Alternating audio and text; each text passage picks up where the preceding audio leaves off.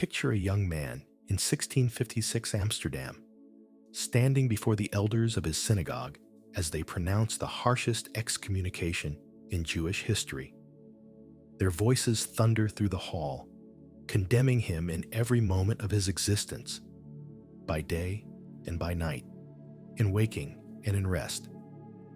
This is Baruch Spinoza, at just 23 years old, cast out from his community for ideas so dangerous they would reshape Western philosophy forever. Born in 1632 into a prosperous Portuguese Jewish merchant family in Amsterdam, young Baruch seemed destined for a life of commerce and religious orthodoxy. His father, Michael, was a pillar of the Sephardic community, and Baruch received the finest Jewish education available. But something extraordinary was stirring in this quiet, methodical young man, something that would challenge not only Jewish orthodoxy, but the very foundations of Christian Europe itself.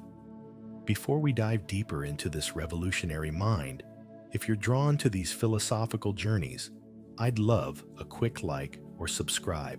It truly makes a difference. I'm always fascinated to know where you're tuning in from, so drop a comment with your city and what time it is there. It's amazing to see our philosophical community spanning the globe through these timeless ideas. Now, settle in somewhere comfortable, maybe dim those lights, and let that gentle evening quiet surround you. We're about to explore why Baruch Spinoza became the most feared and misunderstood philosopher of his age, and why his radical vision of God, nature, and human freedom still challenges us today. What made Spinoza so dangerous? While his contemporaries saw God as a transcendent ruler, separate from creation, Spinoza dared to proclaim that God and nature were one and the same substance. While Christianity taught that humans possessed free will to choose between good and evil, Spinoza argued that everything, including human actions, follows necessarily from the laws of nature. While traditional religion promised rewards and punishments in an afterlife, Spinoza located eternity within this life, in the mind's capacity to understand reality sub specie aeternitatis, under the aspect of eternity. These weren't merely abstract philosophical positions, but a complete reconstruction of how we understand existence, divinity, and human purpose.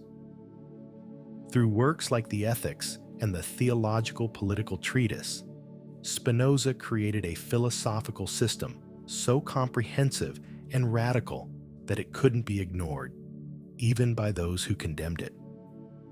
His ideas remain astonishingly relevant today, offering profound insights into consciousness, political freedom, and the relationship between science and spirituality. The Amsterdam that shaped young Spinoza was unlike anywhere else in 17th century Europe. The Dutch Republic had recently won independence from Catholic Spain, creating a haven of relative religious tolerance where Portuguese Jews fleeing the Inquisition could practice their faith openly. The Spinoza family had arrived from Portugal around 1590, carrying with them the complex heritage of Sephardic culture, Jewish learning intertwined with Spanish Christian influences, and exposure to Islamic philosophy through medieval Iberian scholarship. This multicultural environment exposed Baruch to intellectual currents that rarely converged elsewhere. He studied Hebrew scripture and Talmudic commentary with traditional rabbis, but also encountered the works of medieval Jewish philosophers like Maimonides, who had already attempted to reconcile Aristotelian philosophy with biblical religion. He learned Latin and gained access to contemporary Christian scholarship, including the works of Descartes, whose mechanical philosophy was revolutionizing European thought. Even more significantly, Amsterdam's commercial prosperity created an environment where practical concerns often took precedence over theological purity. Merchants needed to trade with partners of different faiths. Scientists required freedom to investigate natural phenomena, and political leaders had to balance competing religious communities. This pragmatic atmosphere encouraged the kind of independent thinking that traditional religious authorities found threatening. The young Spinoza showed early signs of the systematic mind that would later produce one of philosophy's most rigorous ethical systems.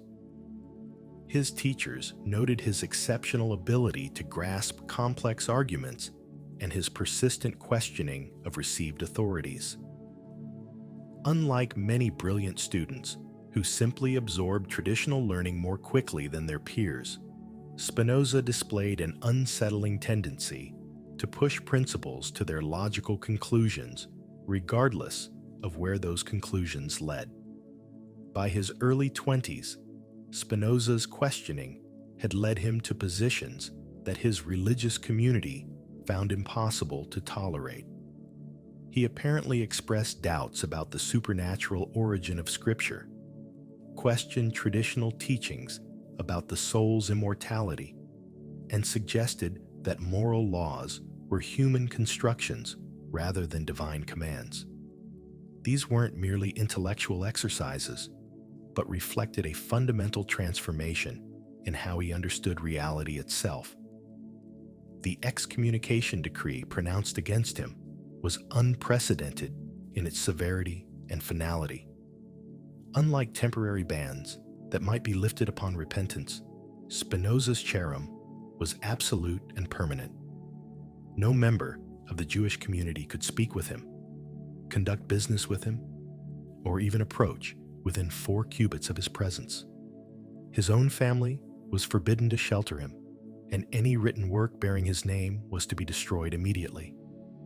Yet this devastating rejection, which might have crushed a less resolute spirit, seemed to liberate Spinoza's philosophical creativity.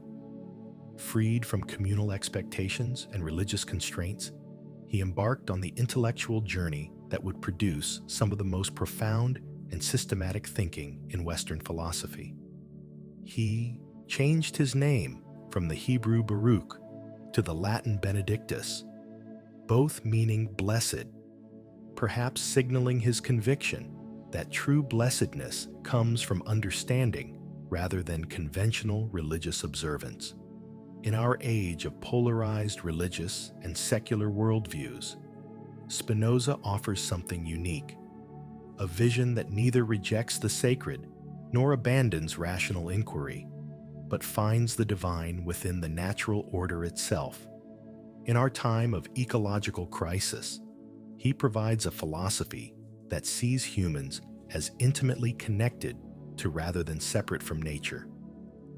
In our era of anxiety about determinism and free will, he offers a mature understanding of human agency that neither inflates our powers nor diminishes our responsibility. What makes Spinoza's philosophy particularly relevant to thoughtful Christians today is how he transforms rather than simply rejects religious insights. While he certainly challenges supernatural interpretations of Christian doctrine, he preserves and even deepens the spiritual core of religious experience. His vision of reality as suffused with divine presence resonates with mystical traditions within Christianity, while his emphasis on love, understanding, and ethical transformation aligns with central Christian concerns about human flourishing and moral development. But Spinoza's God isn't the personal deity of traditional theism who intervenes in history, answers prayers, or judges human actions according to arbitrary commands. Instead, Spinoza's God is the eternal, infinite, and perfectly rational essence that expresses itself through the entire natural order. This pantheistic vision eliminates the gap between sacred and secular, supernatural and natural, that has plagued Western theology since its earliest development. Part 1. The Foundation of Reality. God or Nature.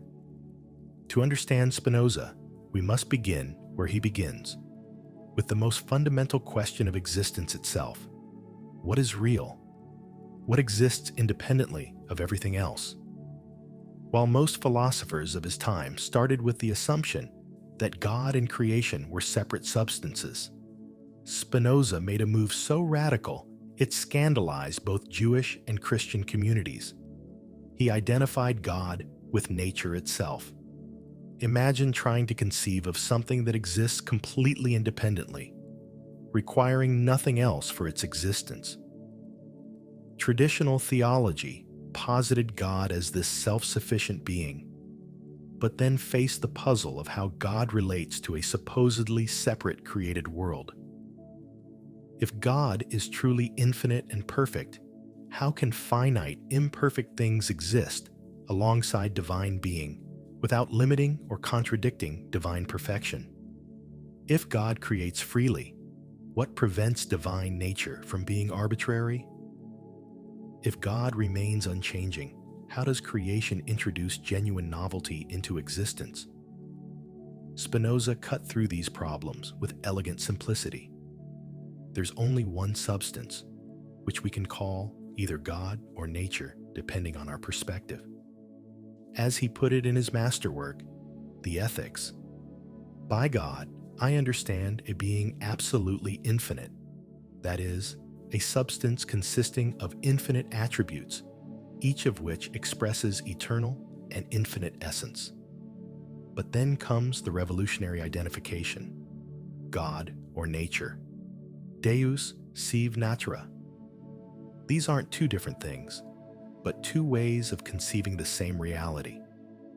This insight eliminates the traditional problem of how an infinite God could create finite things without somehow limiting divine perfection. For Spinoza, finite things aren't created by God, but are modifications or expressions of the one infinite substance.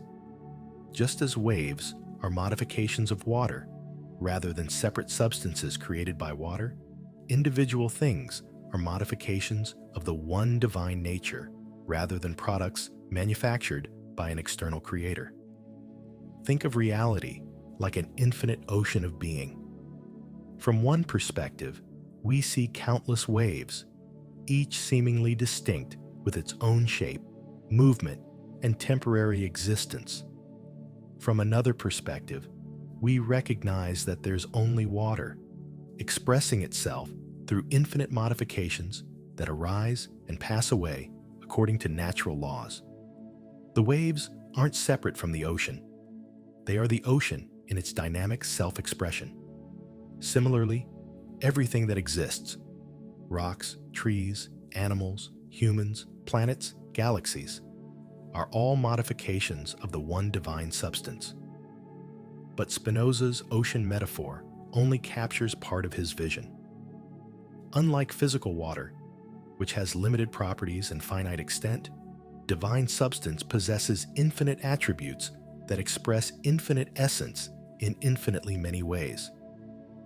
We finite beings directly experience only two of these attributes. Extension, the spatial aspect of reality that science studies through physics and chemistry, and thought, the mental aspect that we know through consciousness and understanding.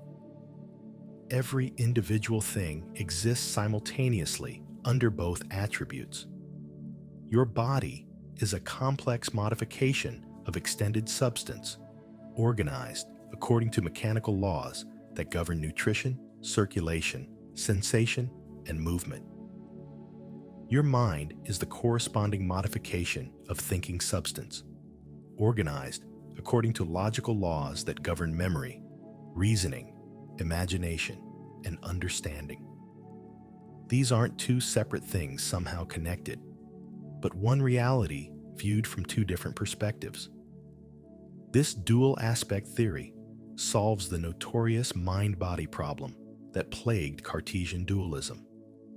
We don't need to explain how immaterial mind influences material body because they're two aspects of the same underlying reality. Mental events and physical events correspond perfectly because they're the same events described from different attributes of substance. When you decide to raise your hand, there aren't two separate occurrences, a mental decision and a physical movement, but one occurrence viewed from both the attribute of thought and the attribute of extension. This understanding transforms how we view causation and natural laws. For Spinoza, the laws of nature aren't external commands imposed on passive matter by a transcendent deity, but expressions of the divine essence itself. When we discover scientific laws, we're not uncovering arbitrary rules established by divine fiat, but glimpsing the logical structure of divine nature as it expresses itself through extended substance. The same rational necessity that governs mathematical relationships also governs physical processes, biological development, psychological dynamics, and social interactions. As Spinoza explains, the order and connection of ideas is the same as the order and connection of things. The logical relationships between concepts in a sound argument correspond to the causal relationships between events in natural processes. This means that understanding nature scientifically and understanding God metaphysically are ultimately the same endeavor approached from different angles. The more we comprehend natural causation through physics, chemistry, biology, and psychology, the more we understand divine necessity. The deeper our scientific knowledge becomes, the closer we approach what Spinoza calls intellectual love of God, amor Dei intellectualis, the profound appreciation that emerges from recognizing the rational beauty and comprehensive unity of existence. But Spinoza's God operates according to logical necessity rather than personal will, divine nature expressing itself as necessarily as mathematical conclusions follow from axioms. Everything that exists or occurs does so because it must, given the eternal and infinite essence of divine substance. As Spinoza puts it, things could not have been produced by God in any other way or order than that in which they were produced. This might seem to eliminate divine freedom entirely, reducing God to a kind of cosmic machine operating according to predetermined programs. But Spinoza redefines freedom itself in ways that preserve genuine divine liberty while eliminating arbitrary contingency. True freedom, he argues, isn't the ability to have done otherwise, which would introduce random chance into divine nature, but the capacity to act from one's own essence without external constraint or internal confusion. God is perfectly free because divine nature acts solely from internal necessity, unconditioned by anything external to divine essence.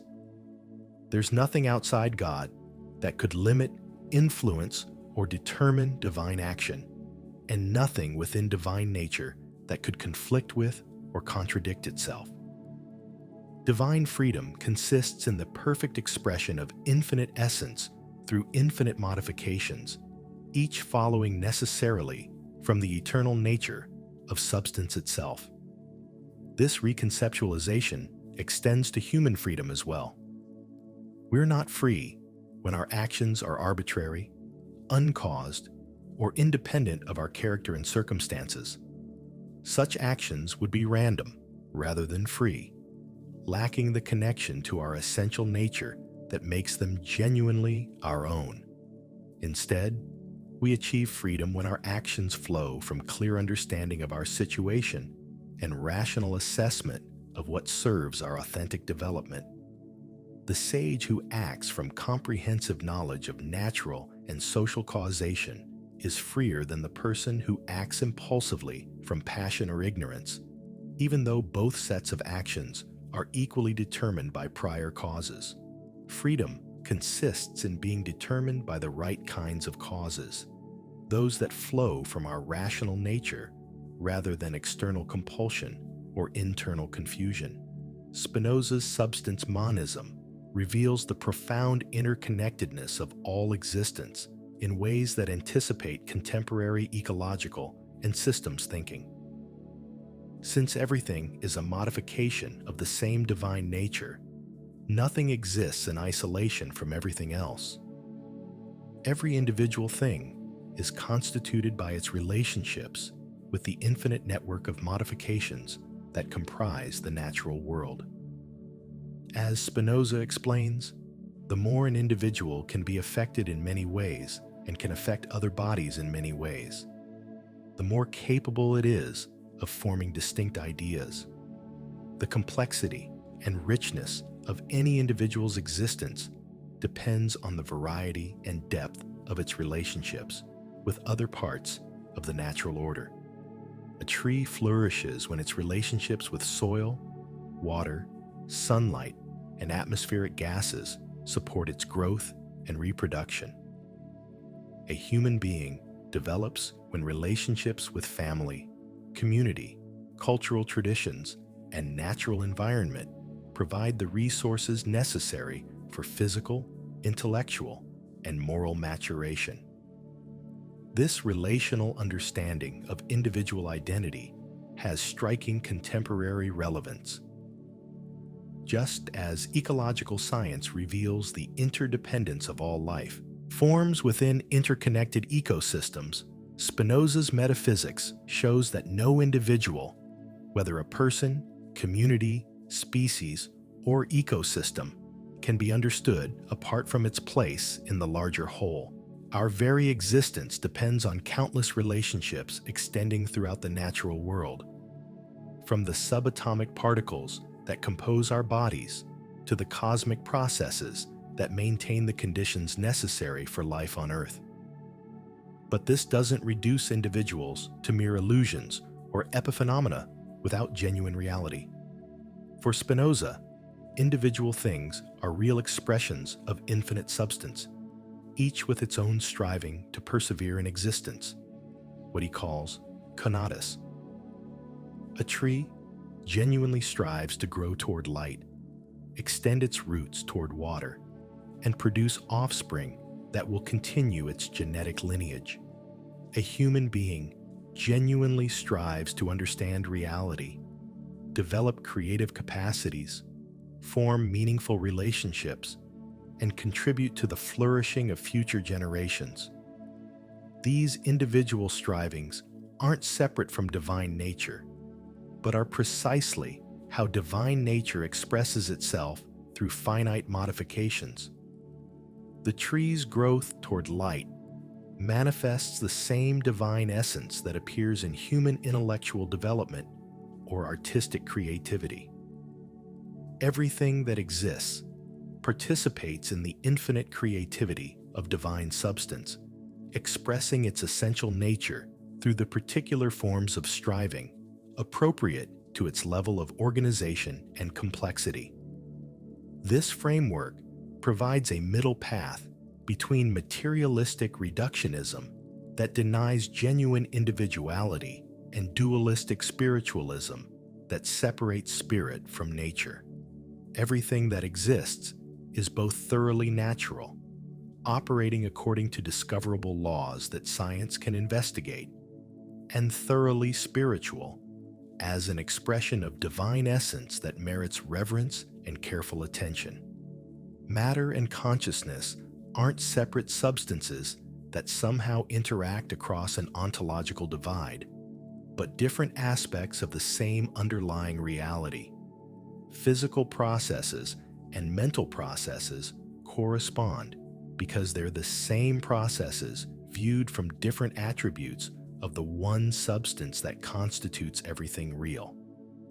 This eliminates both the mechanistic materialism that reduces consciousness to brain activity and the idealistic spiritualism that treats matter as somehow less real than mind. Perhaps most radically, Spinoza's vision eliminates the traditional distinction between sacred and secular domains that has structured Western culture since the ancient world. If God and nature are identical, then studying physics is as much a spiritual practice as prayer. Caring for the environment is as sacred as worship, and developing human communities is as divine a calling as religious devotion. The split between religious and scientific worldviews that has plagued Western culture since the Enlightenment dissolves in Spinoza's comprehensive vision. There aren't two separate realms, one natural and accessible to reason, the other supernatural and requiring faith, but one reality that can be approached through multiple complementary methods. Scientific investigation reveals the rational structure of divine nature as it expresses itself through extended substance. Religious contemplation cultivates appreciation for the beauty, complexity, and ultimate mystery of existence. Ethical reflection discerns how human actions can align with rather than oppose the natural tendencies that promote flourishing. This integration doesn't reduce religion to mere science or elevate science to religious status, but recognizes both as partial perspectives on the infinite reality that exceeds any finite understanding. The scientist, studying the molecular basis of photosynthesis, and the mystic, contemplating the divine light that illuminates all existence, are investigating the same reality from different angles, each potentially enriching the other's understanding. This understanding also transforms how we approach religious texts and traditions. Rather than viewing them as supernatural revelations from a transcendent deity who communicates through miraculous interventions in natural processes, Spinoza sees them as human attempts to express universal spiritual truths through particular cultural forms and historical circumstances. Religious narratives aren't literally true historical accounts of divine interventions, but imaginative expressions of philosophical insights about human nature, ethical living, and our relationship to the ultimate source of existence. The stories of creation, exodus, incarnation, and redemption that structure Jewish and Christian traditions express profound truths about the human condition and the possibility of spiritual transformation. But these truths don't depend on believing that the events described actually occurred as supernatural interruptions of natural causation. This approach allows religious traditions to maintain their spiritual authority while adapting to new knowledge about natural history, human psychology, and cultural development. Religious communities need not choose between scientific literacy and spiritual depth, but can integrate both perspectives in mature understanding that honors the legitimate insights of each domain. Part 2. The nature of mind, understanding, and imagination. How does consciousness fit into Spinoza's naturalistic universe? If everything is a modification of one substance operating according to natural laws, what distinguishes human consciousness from other natural phenomena? And what makes some forms of consciousness wiser, freer, and more fulfilled than others? Spinoza's answers reveal both our profound connection to the rest of nature and our unique capacity for rational understanding that can transform suffering into joy.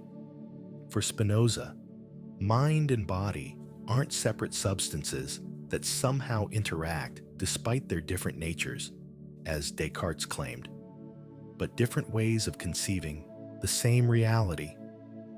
As he puts it, the mind and the body are one and the same individual, conceived now under the attribute of thought, now under the attribute of extension. Your decision to raise your hand isn't two separate events, a mental intention followed by a physical movement. but one event described from both the mental and physical perspectives.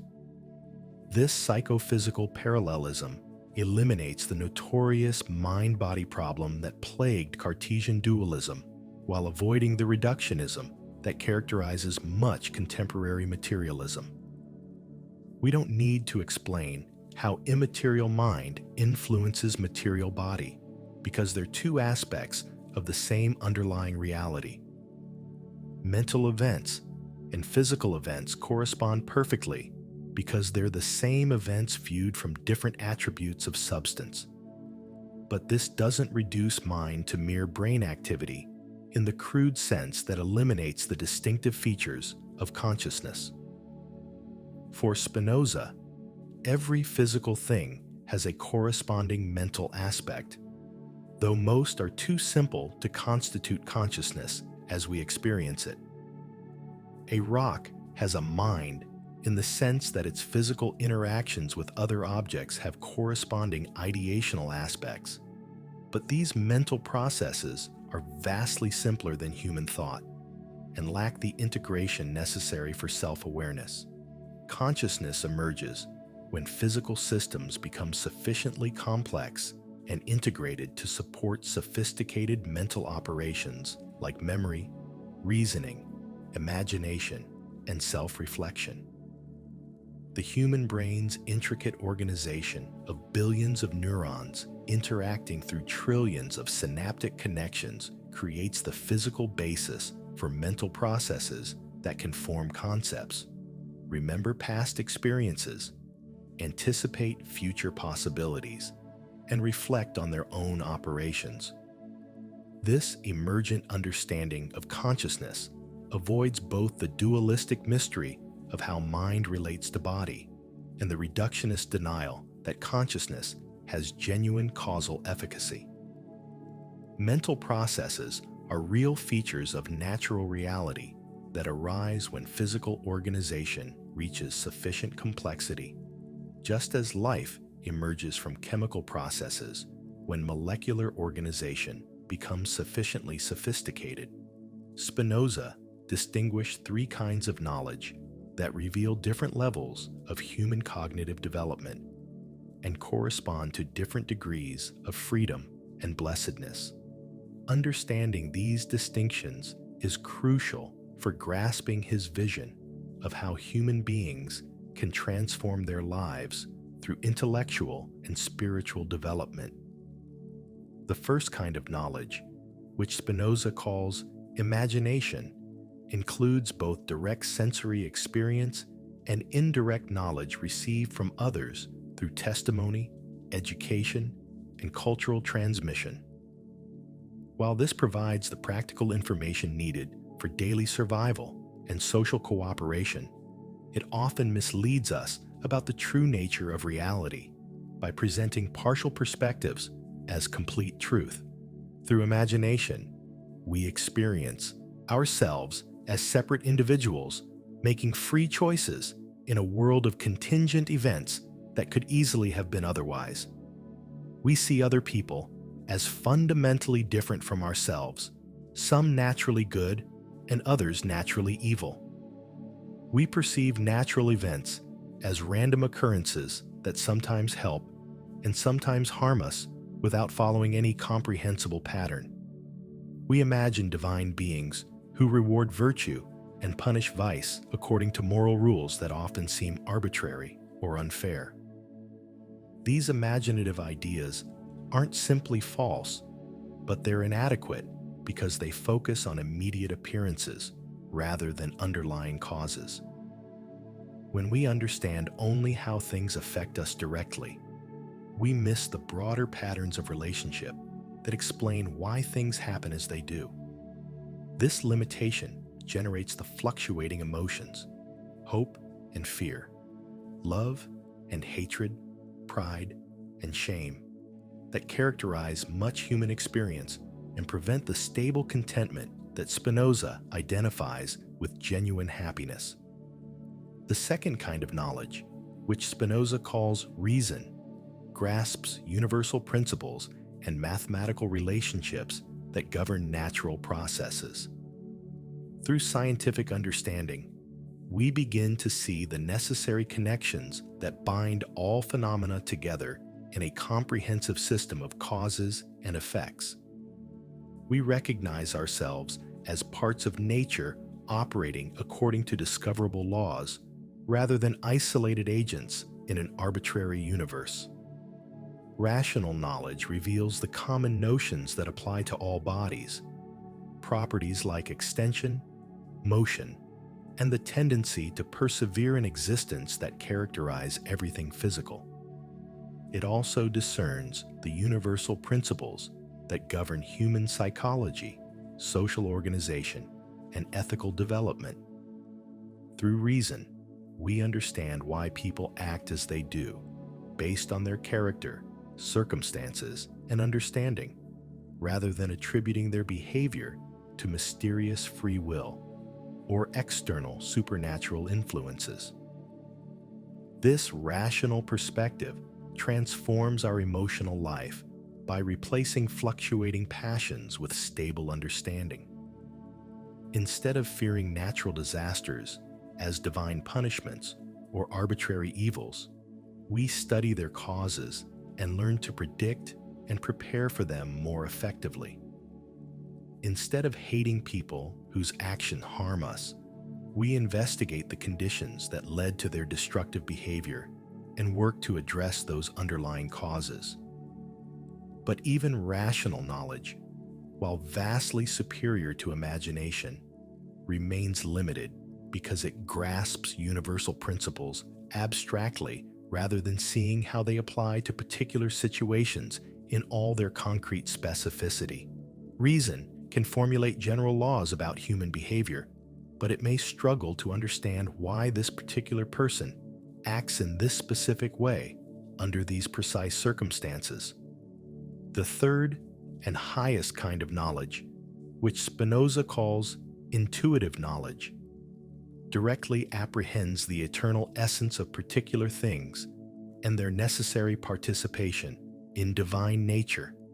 This isn't mystical experience in the sense of abandoning rational thought, but the culmination of understanding that sees individual things sub specie aeternitatis, under the aspect of eternity, recognizing both their temporal existence and their eternal significance. Through intuitive knowledge, we grasp not just what things are or how they operate according to general laws, but why they must be exactly as they are given their place in the comprehensive system of reality.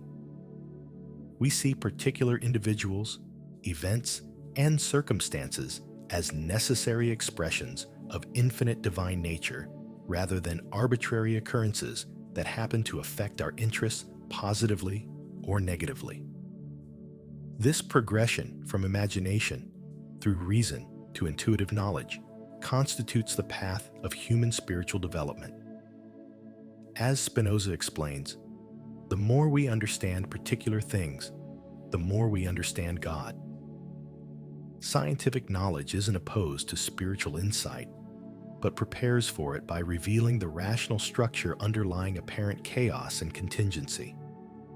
The person who understands only through imagination experiences life as a series of random pleasures and pains that generate constant anxiety about an uncertain future.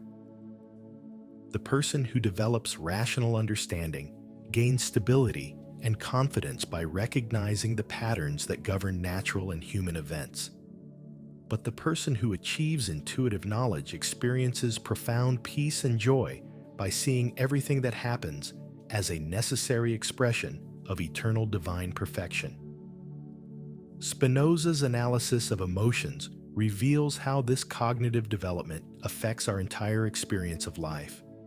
Emotions aren't mysterious feelings imposed on rational thought from some non-rational source, but confused or adequate ideas about our relationships with external things. When we fear something, we're responding to an inadequate idea about how that thing affects our well-being. When we hate someone, we're operating from partial understanding of our situation that focuses on immediate harm while ignoring broader causal relationships. This doesn't mean emotions are simply errors to be eliminated through purely intellectual analysis. Rather, they're expressions of our fundamental striving to persevere in existence, our conatus. And they contain valuable information about what enhances or diminishes our power of acting. The goal isn't to suppress emotions, but to transform them through better understanding of their objects and our relationship to them. Consider how fear changes when we understand its object more clearly. A child might fear thunder because they imagine it as an angry god expressing displeasure with human behavior. Learning that thunder is the sound of air rushing to fill the vacuum created by lightning's instantaneous heating transforms terror into curiosity and even appreciation for the awesome power of natural forces. The same acoustic phenomenon that once diminished the child's power of acting now enhances it by providing knowledge about atmospheric physics. Similarly, moral emotions like guilt, resentment, and indignation often rest on confused ideas about human freedom and responsibility. When we understand that people act necessarily from their own nature and circumstances rather than from some mysterious capacity to choose arbitrarily between good and evil, these painful emotions give way to what Spinoza calls strength of mind, the capacity to respond appropriately to situations without being overwhelmed by destructive passions. This transformation doesn't eliminate all emotional life in favor of cold intellectual analysis. Instead, it replaces fluctuating passions driven by external circumstances with stable emotions grounded in understanding. The joy that comes from scientific discovery, the love that grows from truly knowing another person, the peace that follows from accepting necessity while working to improve what can be changed.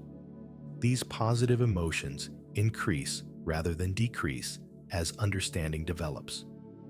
Spinoza identified several active emotions that characterize the wise person and contribute to human flourishing. Fortitude involves the strength to preserve oneself through difficulties while remaining open to growth and learning from challenging experiences. Generosity consists in helping others develop their own capacities rather than making them dependent on our assistance or approval. Joy emerges from the expansion of our power of thinking and acting rather than from external pleasures that depend on circumstances beyond our control. These active emotions don't depend on external circumstances for their existence or intensity, but flow from our own nature as rational beings capable of understanding and creative response to situations. The person who experiences joy primarily through intellectual discovery, loving relationships, and creative expression possesses resources for contentment that remain available regardless of material fortune or social status. Perhaps most remarkably, Spinoza argued that the human mind contains something eternal that transcends temporal existence and in some sense survives bodily death. This isn't personal immortality in the traditional sense of conscious survival in some supernatural realm, but the eternal truth content of what we understand during our finite lives. When we grasp mathematical relationships, scientific laws, or philosophical principles, we participate in eternal truths that transcend the temporal circumstances of our discovery. The Pythagorean theorem remains true, regardless of whether Pythagoras or any particular mathematician exists to think about it. The laws of thermodynamics operate throughout the universe regardless of whether any particular scientist understands them. The ethical insights that guide human flourishing retain their validity regardless of whether any specific person embodies them in their life. As Spinoza puts it in one of his most beautiful and mysterious passages, we feel and experience that we are eternal. This feeling doesn't come from religious faith or philosophical argument about supernatural survival, but from direct experience of participating in eternal truths through understanding. When we comprehend why things must be as they are rather than otherwise, we transcend the temporal perspective that sees everything as contingent and fleeting. This eternal aspect of mind provides Spinoza's unique answer to the problem of death and meaning that troubles human consciousness.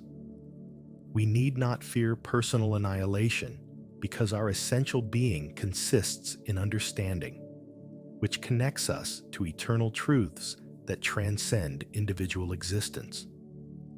Nor need we seek meaning in some transcendent realm beyond nature, because meaning emerges from our capacity to comprehend the rational structure of reality itself.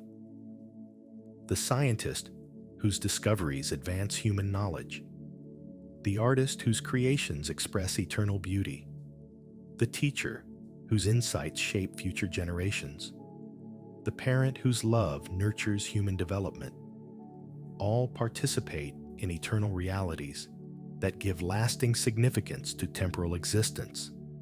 What matters most about any human life isn't its duration, but its quality, measured by how much understanding, love, and creative contribution it achieves and expresses. Part 3.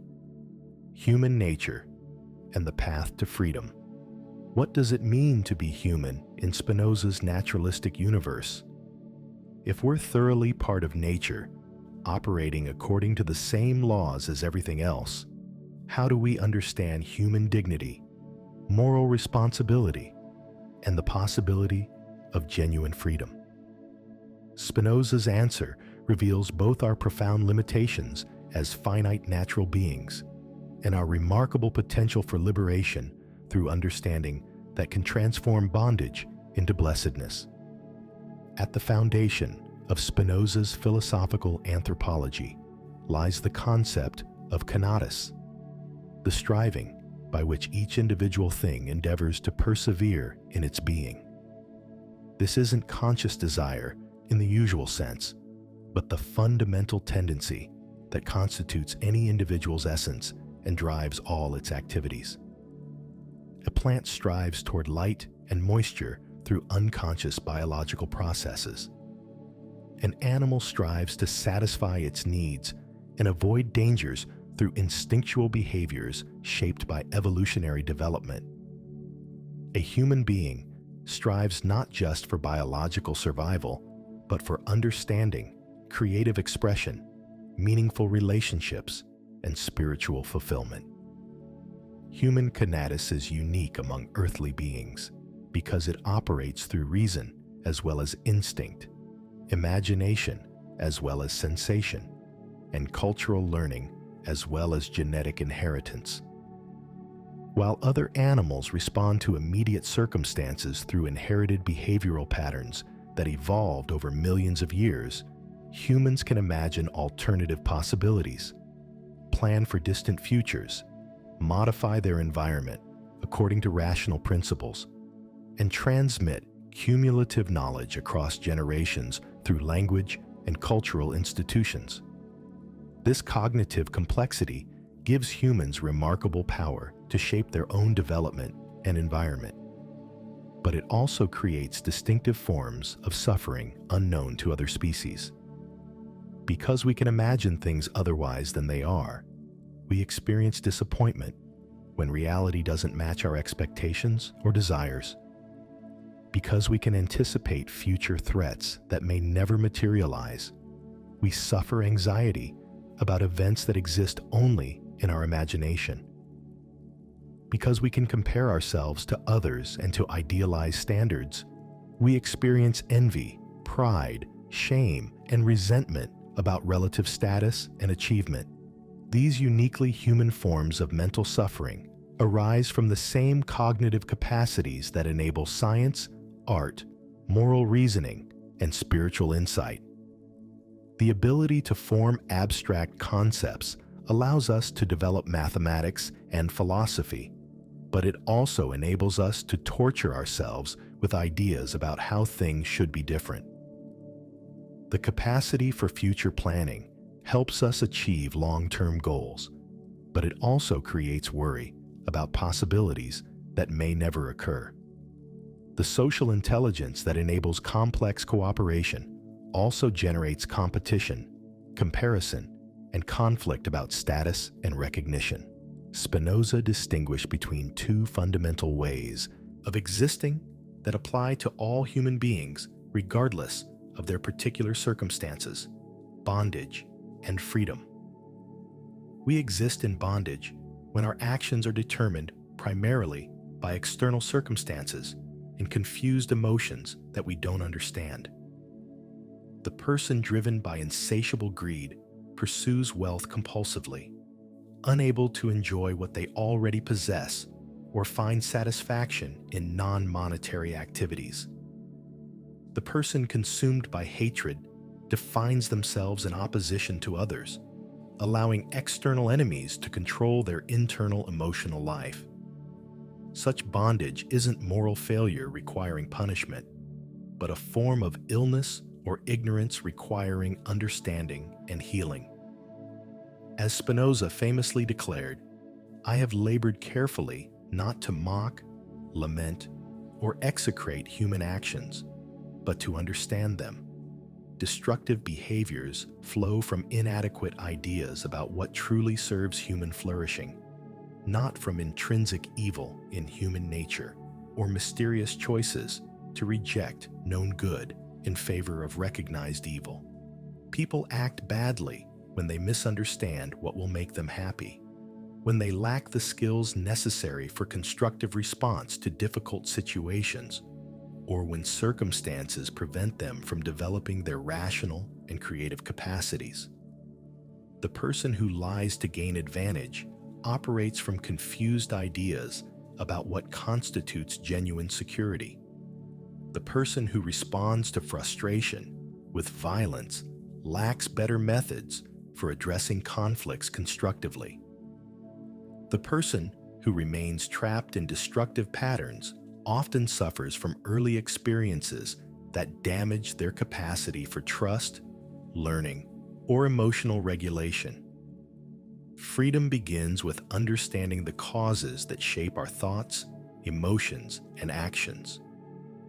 When we recognize how past experiences, cultural conditioning, genetic inheritance, and present circumstances influence our responses, we're no longer unconsciously driven by forces we don't comprehend. Understanding doesn't immediately eliminate these influences. We remain finite beings, embedded in causal networks that extend throughout the natural and social world. But it creates space for more conscious choice about how to respond to the conditions that shape our lives. Consider someone struggling with chronic anger that damages their relationships and prevents them from achieving their goals. From the perspective of moral blame, we might condemn their outbursts as character flaws requiring willpower to control through sheer determination. From Spinoza's perspective, we would investigate the causes of their anger, perhaps childhood trauma that created defensive patterns, ongoing stress that overwhelms their coping resources, unmet needs for recognition and respect, or lack of skills for managing emotional conflicts constructively.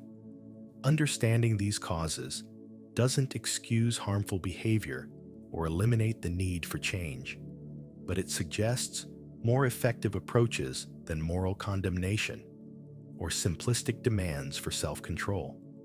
Addressing underlying trauma through therapy, reducing external stressors through practical changes, meeting legitimate needs for recognition through appropriate channels, and developing better conflict resolution skills all offer more promising paths toward emotional freedom than willpower alone.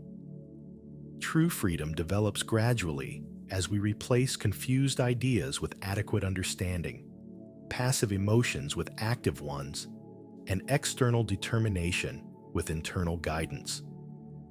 The free person isn't someone who can do whatever they want without consequences, which would be arbitrary license rather than genuine freedom, but someone whose actions flow from clear understanding of their own nature, circumstances, and relationships with others.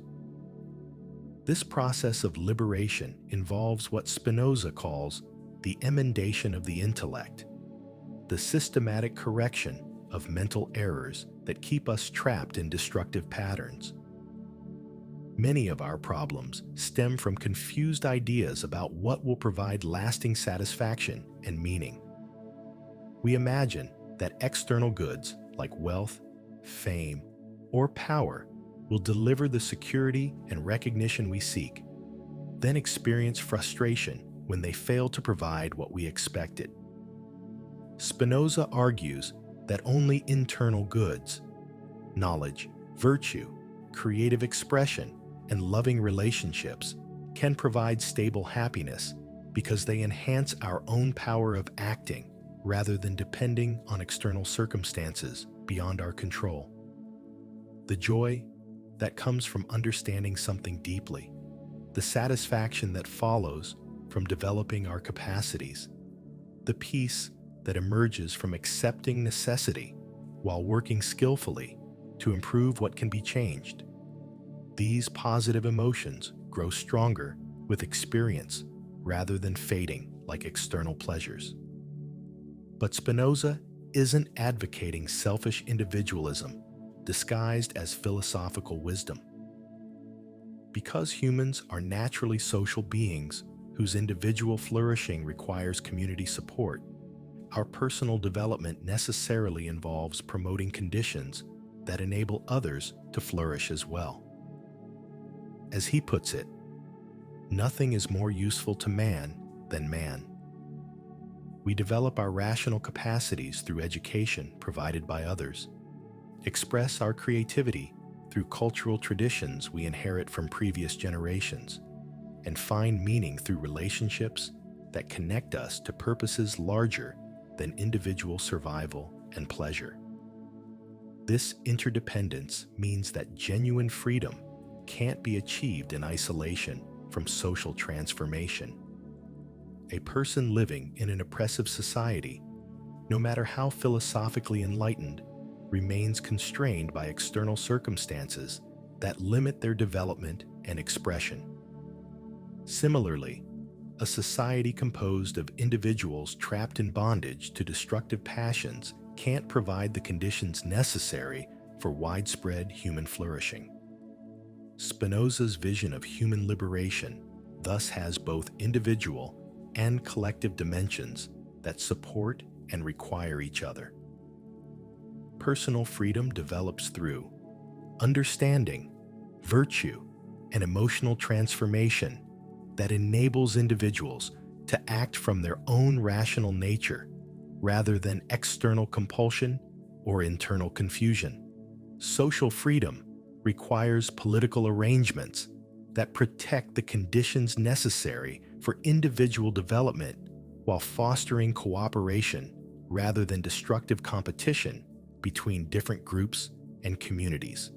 The wise person, Spinoza's ideal of human excellence, embodies this integration of personal and social wisdom in their daily life and relationships.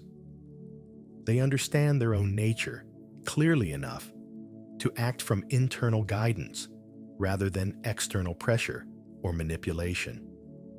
They understand others compassionately enough to respond helpfully rather than destructively to human weakness and limitation.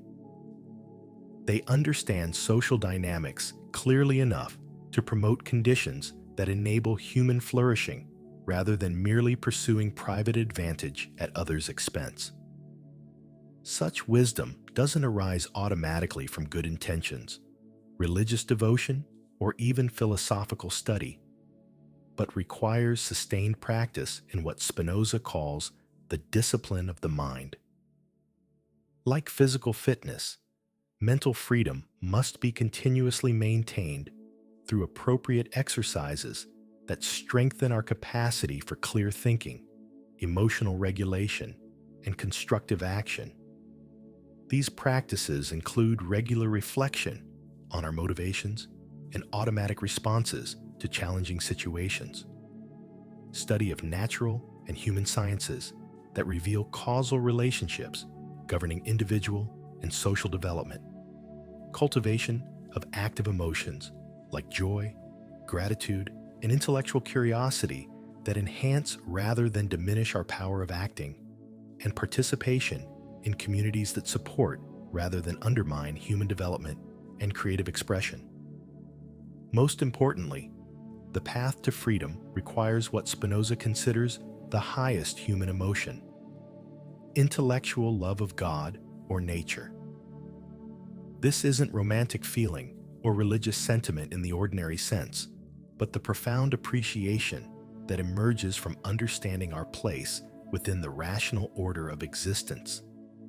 When we grasp how everything is connected in one comprehensive system of causes and effects, we experience what Spinoza describes as blessedness, a stable joy that doesn't depend on external circumstances because it flows from our participation in eternal truth. This intellectual love differs fundamentally from the fluctuating emotions that characterize ordinary human experience. Unlike pleasure, which depends on obtaining external goods that we might lose, intellectual love grows stronger through exercise and sharing with others. Unlike pride, which requires superiority over others, intellectual love increases when others achieve understanding and happiness. Unlike hope and fear, which fluctuate with changing circumstances, intellectual love provides stable foundation for contentment that remains available regardless of external fortune. The Yos, person who experiences intellectual love, has found what Augustine called the peace that passes understanding, not the absence of challenges or difficulties, but the deep tranquility that comes from recognizing one's essential place in the eternal order of reality. This doesn't eliminate ordinary human concerns about health, relationships, and practical responsibilities, but it provides perspective that prevents these concerns from becoming sources of anxiety or despair. Part 4. Ethics without supernaturalism, the foundation of moral life. How do we live well in a universe governed entirely by natural laws? If traditional religious morality depends on divine commands, supernatural sanctions, and free will that Spinoza rejects, what foundation remains for ethical life? His answer reveals how naturalistic understanding can ground a profound moral vision based on human flourishing rather than arbitrary rules or external authority. Spinoza begins with a fundamental insight that transforms how we understand moral evaluation. Good and evil aren't intrinsic properties of actions or objects existing independently of their relationships to living beings, but relational terms describing how things affect our power of acting and thinking. Something is good for us when it enhances our capacity to understand, create, love, and persevere in existence according to our essential nature. Something is evil when it diminishes these capacities or threatens our fundamental well-being and development.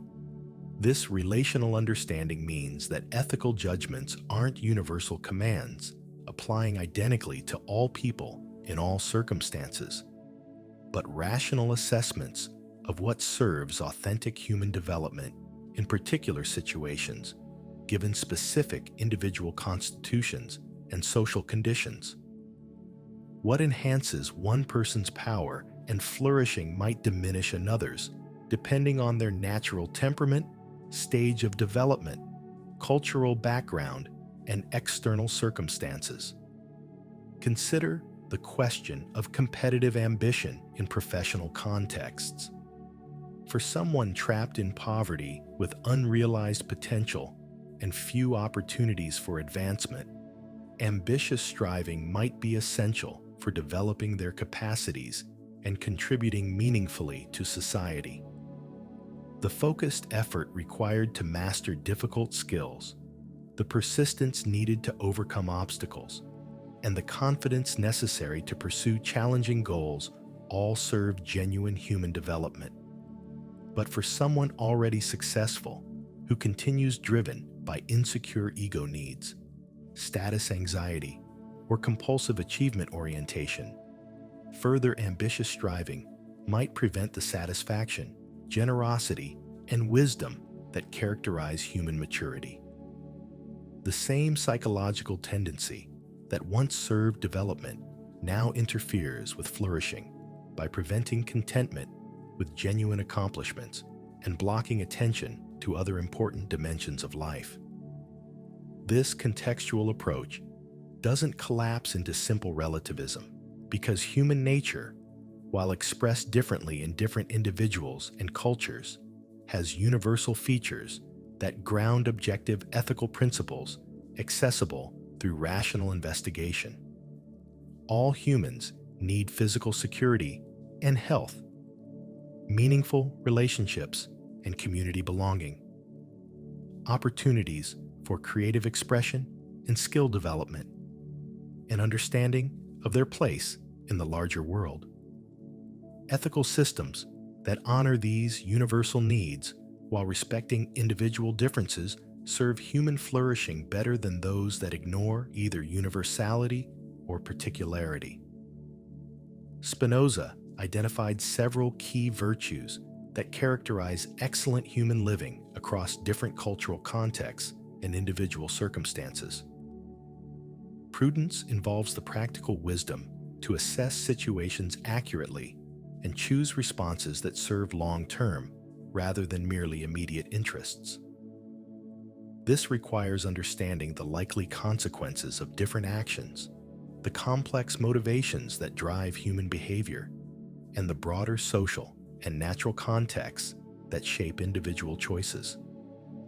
Courage enables us to face difficulties and opposition while maintaining commitment to worthy goals, despite obstacles, criticism, or temporary setbacks. But courage differs from mere recklessness or stubborn persistence because it operates through rational assessment of what's genuinely worth defending rather than automatic reaction to perceived threats or challenges. Temperance moderates our desires so that we enjoy genuine pleasures without being enslaved by them or damaged through excess. This involves distinguishing between needs and wants, understanding how different activities affect our long-term well-being, and developing capacity for satisfaction that doesn't depend on constant stimulation or acquisition. Justice guides our relationships with others so that we respect their legitimate interests while protecting our own, contributing to communities that enable mutual flourishing rather than zero-sum competition. This requires understanding how individual and collective welfare support each other rather than conflict in any fundamental way. But these classical virtues receive distinctive interpretation in Spinoza's naturalistic framework that distinguishes his approach from traditional moral philosophy. They're not duties imposed from external authority, whether divine command, social convention, or abstract moral law, but expressions of our own rational nature when it operates clearly and effectively without internal conflict or external constraint. The prudent person isn't following rules memorized from moral authorities, but responding intelligently to circumstances based on understanding of human psychology, social dynamics, and natural causation. The courageous person isn't forcing themselves to act against natural inclination through willpower, but acting from deep understanding of what genuinely matters most in their life and relationships. This internal foundation for virtue explains why Spinoza believed that moral education must appeal to understanding rather than mere authority, emotional manipulation, or threat of punishment. People develop genuine virtue when they see for themselves how virtuous actions serve their own flourishing and that of others, not when they're compelled through external pressure to behave in socially approved ways. External rewards and punishments might modify behavior temporarily by creating new motives for compliance.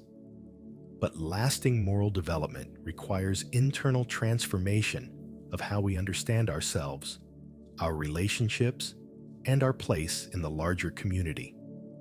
The person who helps others, primarily from fear of social disapproval or hope of divine reward, remains psychologically dependent on external validation, rather than achieving the autonomy that characterizes genuine virtue.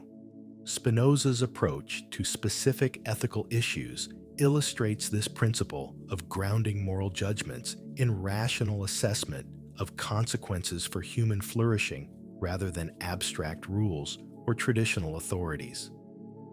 His discussions of sexuality, for instance, focus not on moral purity defined by religious tradition, but on how sexual relationships can express genuine affection and enhance personal growth, or, alternatively, involve exploitation and diminish human dignity.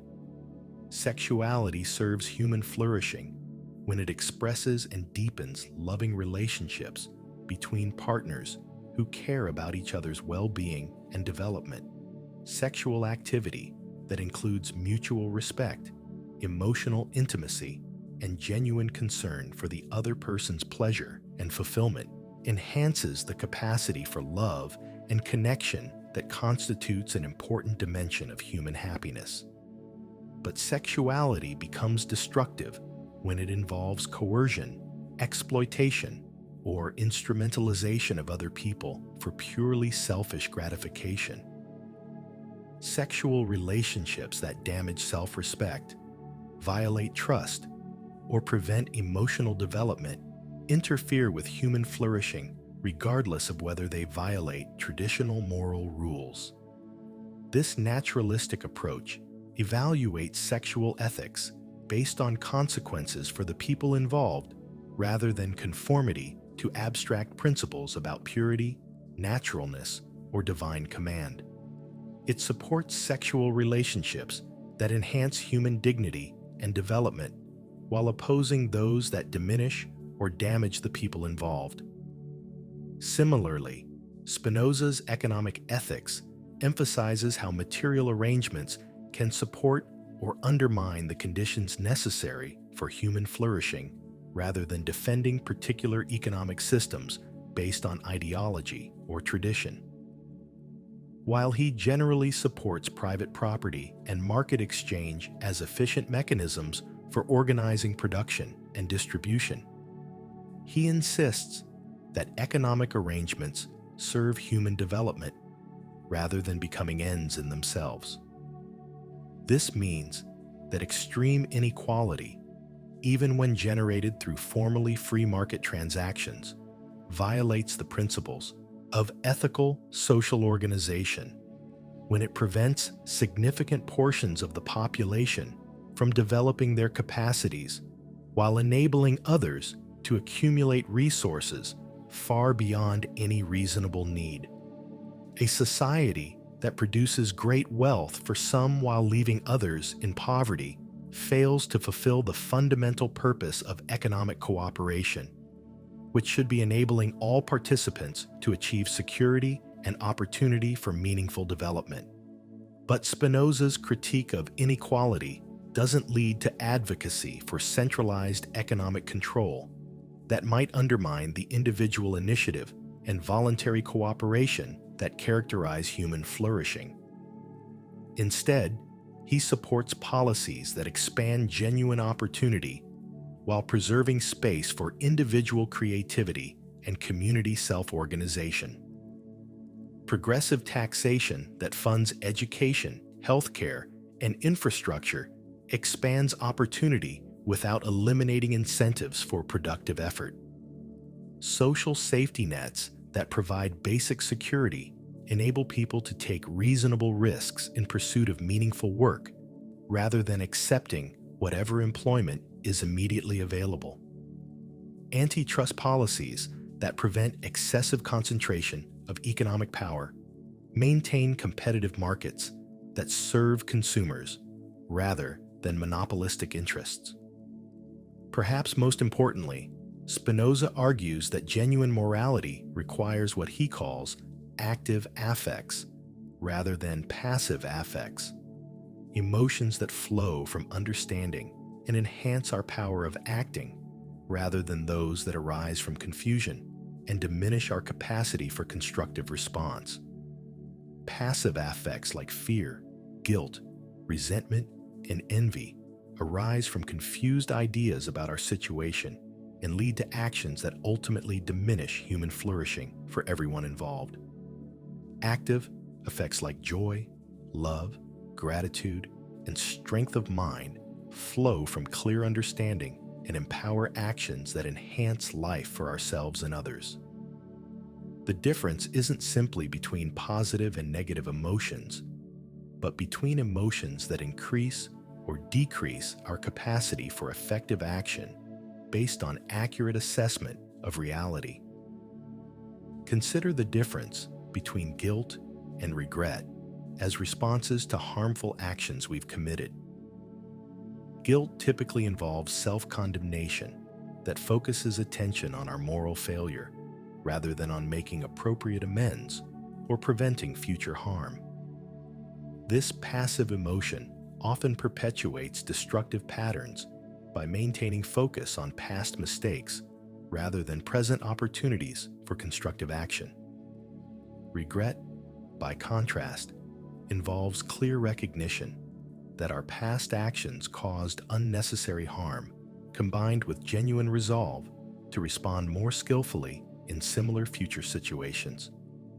This active emotion enhances our capacity for learning and moral development by focusing attention on how to prevent repeating mistakes rather than punishing ourselves for having made them.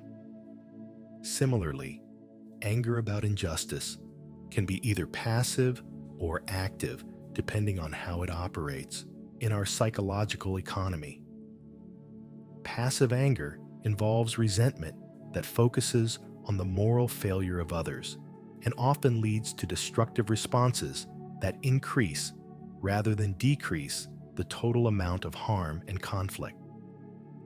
Active anger involves clear recognition that unnecessary suffering is occurring combined with intelligent effort to address its underlying causes.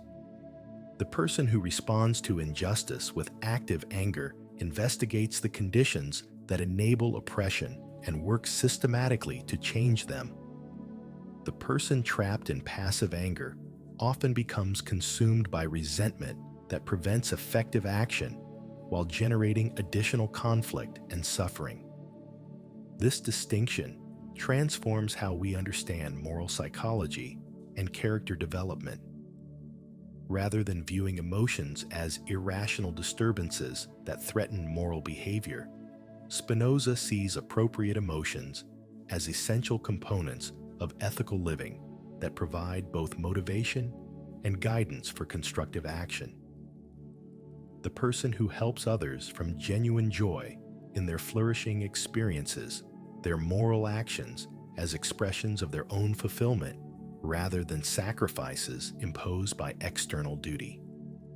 The person who opposes injustice from love of human dignity maintains perspective and effectiveness that purely dutiful action often lacks.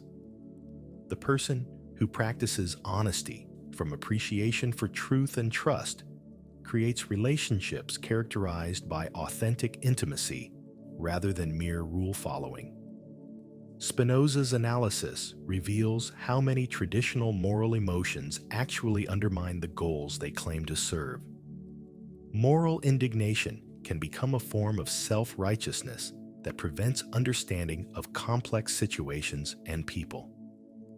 Guilt about past mistakes often perpetuates self-destructive patterns rather than promoting genuine improvement. Righteous anger frequently leads to destructive responses that increase rather than decrease injustice and suffering. The alternative isn't moral indifference or ethical relativism, but what Spinoza calls strength of mind, the capacity to respond appropriately to situations without being overwhelmed by destructive emotions that cloud judgment and prevent effective action. This involves understanding the causes of harmful behavior clearly enough to address them skillfully, maintaining compassion for human weakness while firmly opposing actions that cause unnecessary suffering, and accepting responsibility for our own choices while recognizing the constraints that shape everyone's development and behavior. This mature approach to moral life requires what Spinoza considers the foundation of all ethics: accurate self-knowledge that reveals both our genuine needs that deserve satisfaction and our confused desires that lead to suffering when pursued unconsciously. We can't live well without understanding our own motivations, capacities, and limitations as they actually are, rather than as we might prefer them to be. Self-knowledge also reveals our interconnectedness with others and the natural world that supports all life. As we understand ourselves more deeply, we recognize that our well-being depends fundamentally on the well-being of our communities and environment. Ethical living becomes not self-sacrifice for external goods, but enlightened self-interest that recognizes how individual and collective flourishing support and require each other in any sustainable form of human society. Part 5. Political Philosophy and Religious Freedom. The Foundations of Just Society. How should human communities organize themselves to promote genuine flourishing rather than mere order or stability? What role should religion play in political life? And how can societies balance respect for diverse traditions with commitment to rational governance? Spinoza addressed these urgent questions in his revolutionary theological political treatise, written during one of the most turbulent periods in European history, when religious wars were devastating the continent and new forms of government were emerging from the collapse of traditional authorities. Spinoza begins his political philosophy with the same naturalistic principles that guide his ethics and metaphysics. Political arrangements aren't divinely ordained institutions established by supernatural authority, but human constructions designed to serve human needs and promote human development. The legitimacy of any government depends entirely on how effectively it creates conditions that enable individuals and communities to develop their capacities and live together peacefully and productively. Unlike social contract theorists like Hobbes, who imagine people choosing to leave a hypothetical state of nature and form political societies for mutual protection, Spinoza sees humans as naturally social beings who require community for their very survival and development from birth to death.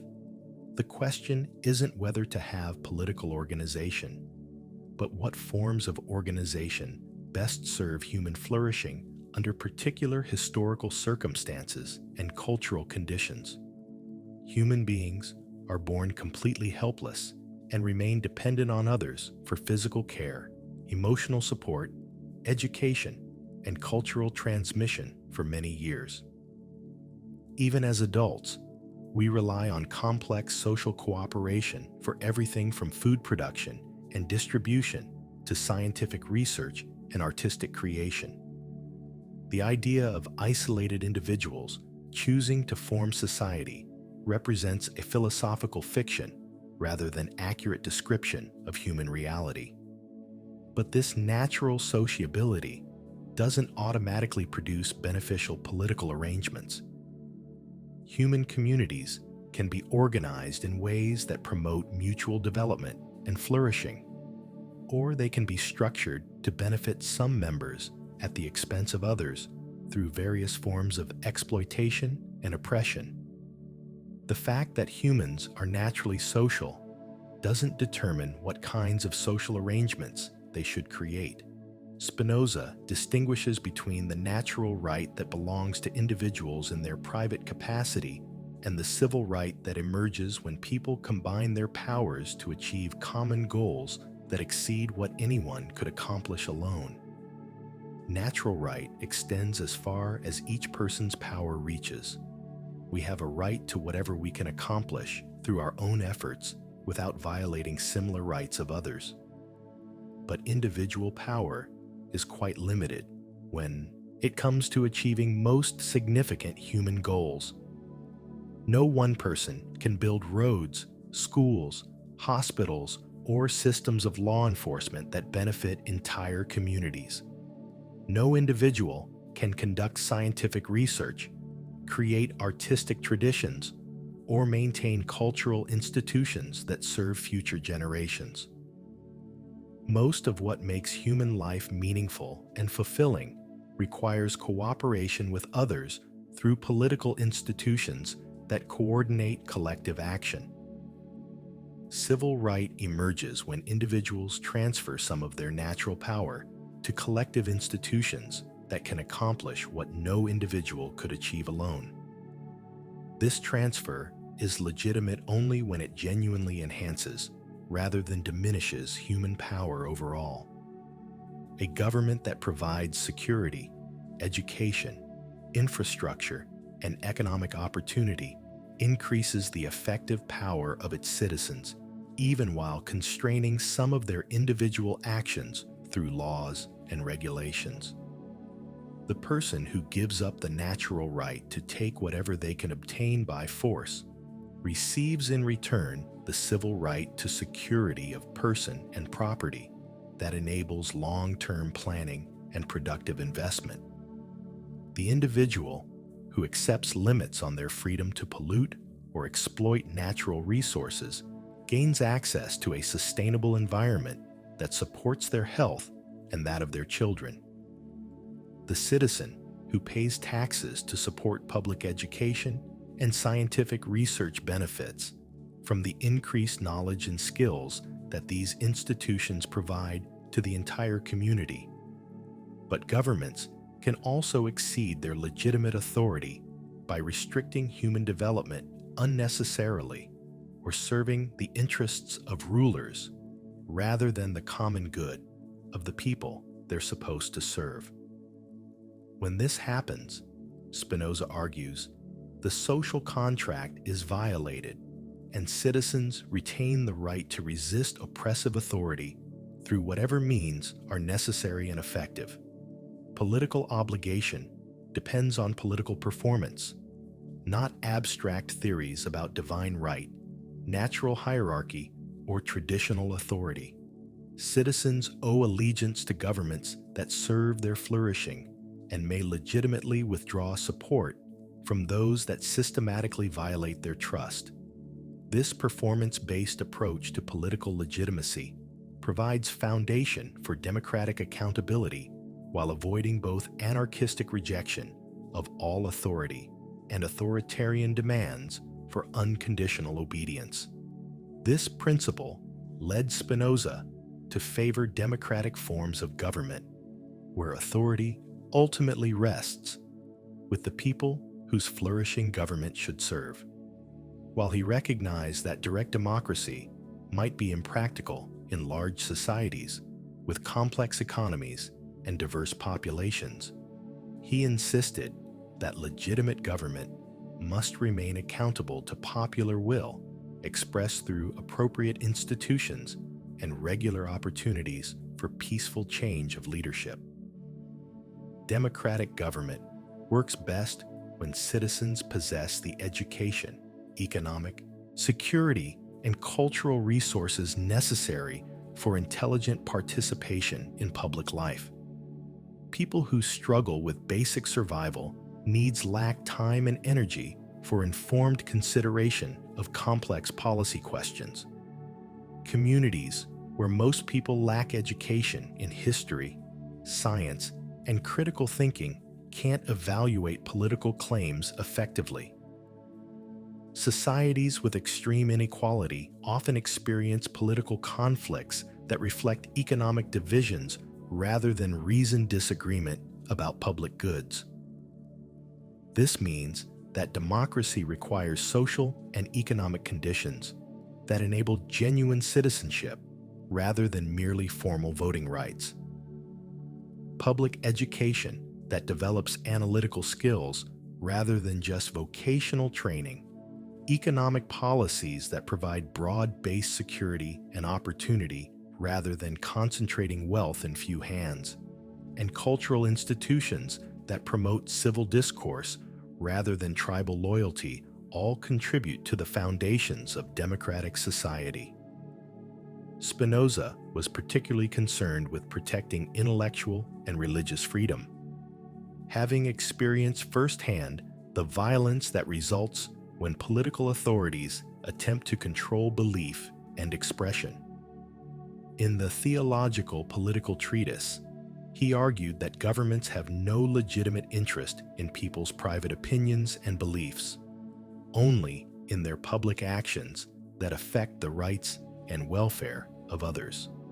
This principle of religious toleration wasn't based on skepticism about religious truth or indifference to spiritual values, but on careful analysis of how religious persecution undermines the very goals it claims to serve. When governments attempt to enforce religious orthodoxy through violence, legal penalties, or social pressure, they typically produce hypocrisy rather than genuine faith, social conflict rather than unity, and intellectual stagnation rather than spiritual development. Forced conversion doesn't create authentic religious belief, but only outward conformity that may conceal continued private dissent. Persecution of religious minorities generates resentment and resistance that destabilizes society rather than promoting peace and order. Suppression of theological inquiry prevents the kind of scholarly investigation that could actually strengthen religious understanding and resolve genuine intellectual difficulties.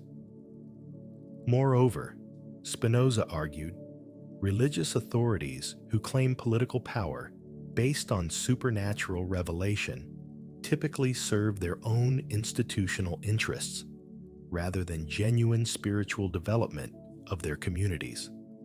When priests and ministers become political rulers, they often use religious language to justify policies that benefit their own position, rather than promote justice and human flourishing.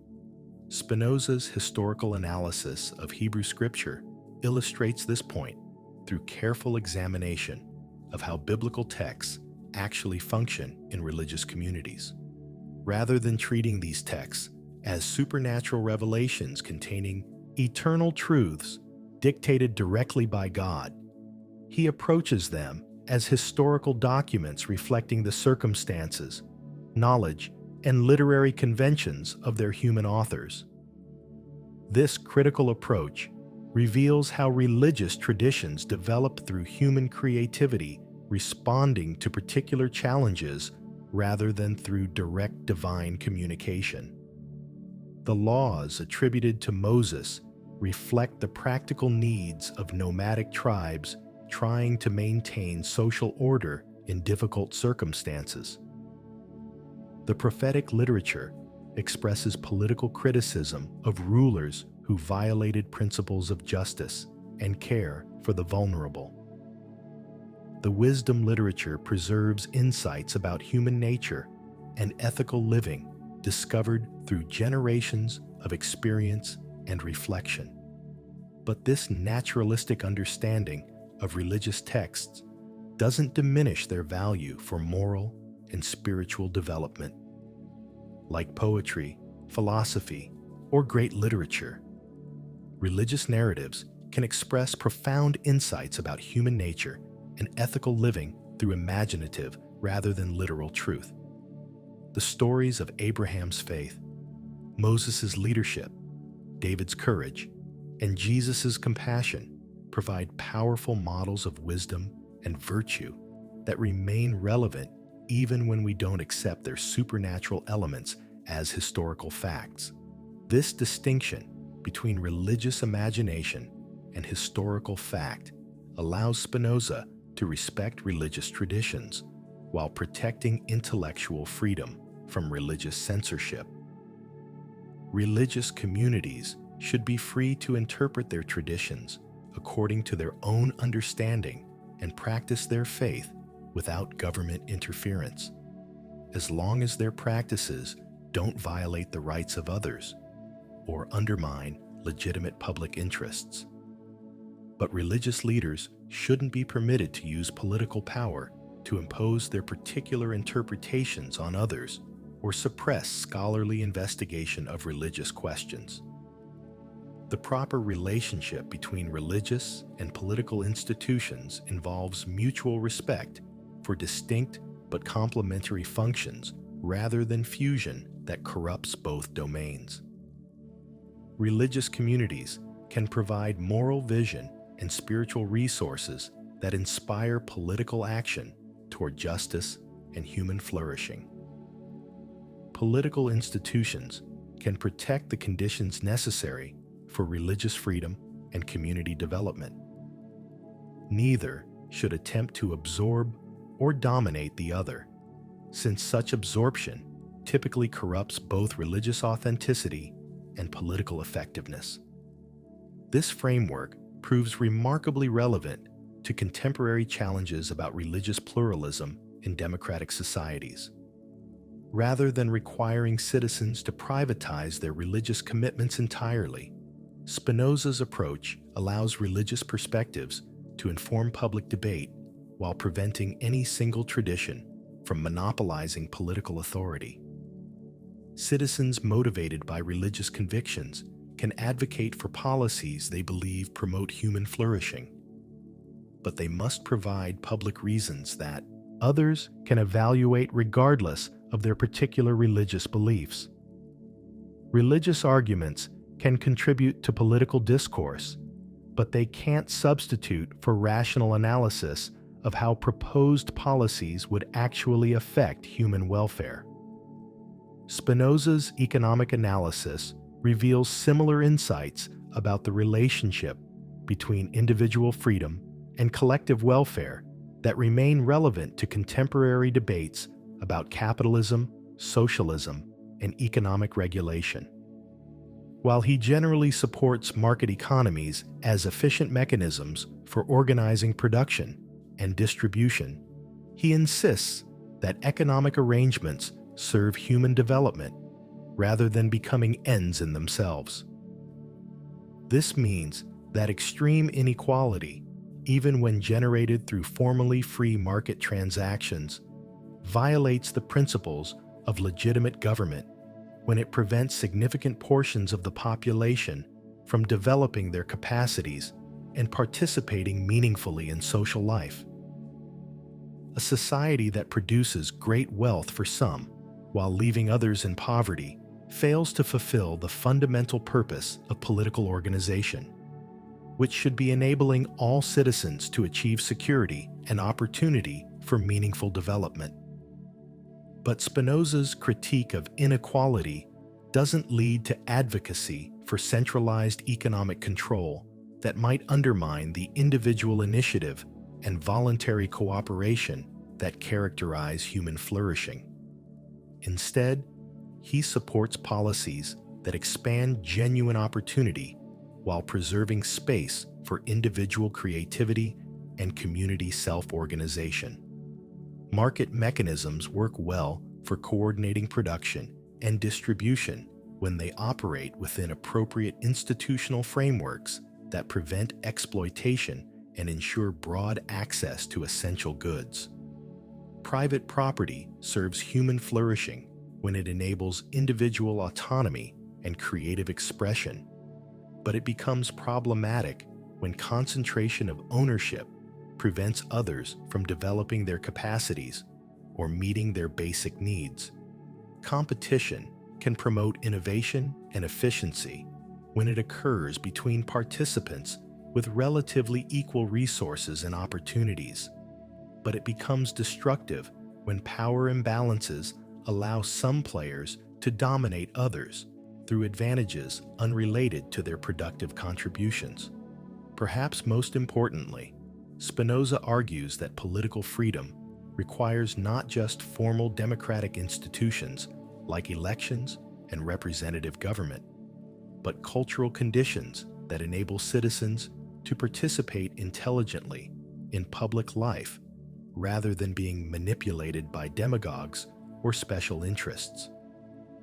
These cultural conditions can't be created through government action alone, but require the efforts of families, religious communities, educational institutions, and voluntary associations that mediate between individuals and large-scale political structures.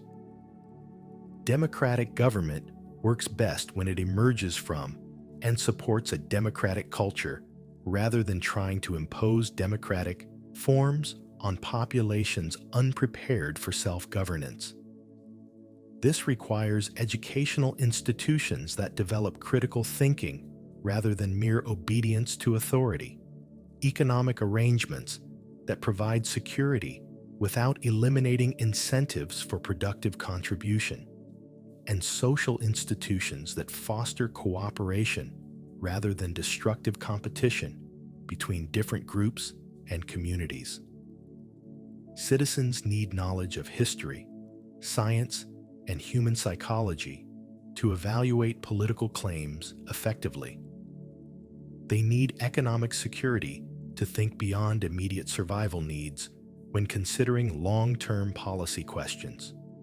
They need experience with voluntary cooperation in families, religious communities, and civic organizations to develop the skills necessary for democratic participation.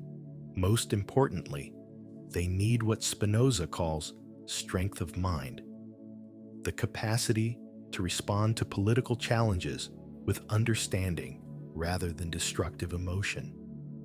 Fear and hatred make citizens vulnerable to authoritarian appeals that promise simple solutions to complex problems. Envy and resentment generate support for policies that harm others, rather than promoting genuine solutions to shared challenges.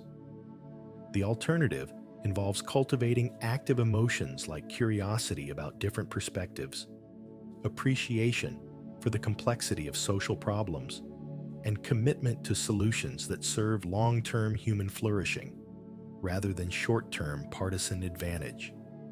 Democratic politics at its best involves rational deliberation about how to promote the common good rather than struggle for power between competing factions. Part 6. The Problem of Evil and Suffering. Reconciling perfection with imperfection.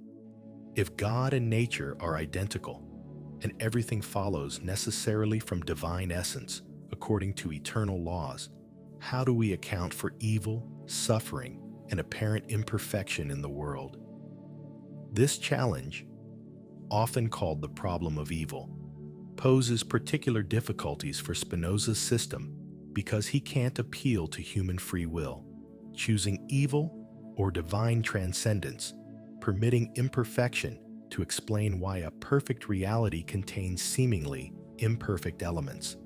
Spinoza's response begins with a fundamental reconceptualization of evil itself that challenges common assumptions about the nature of imperfection and suffering.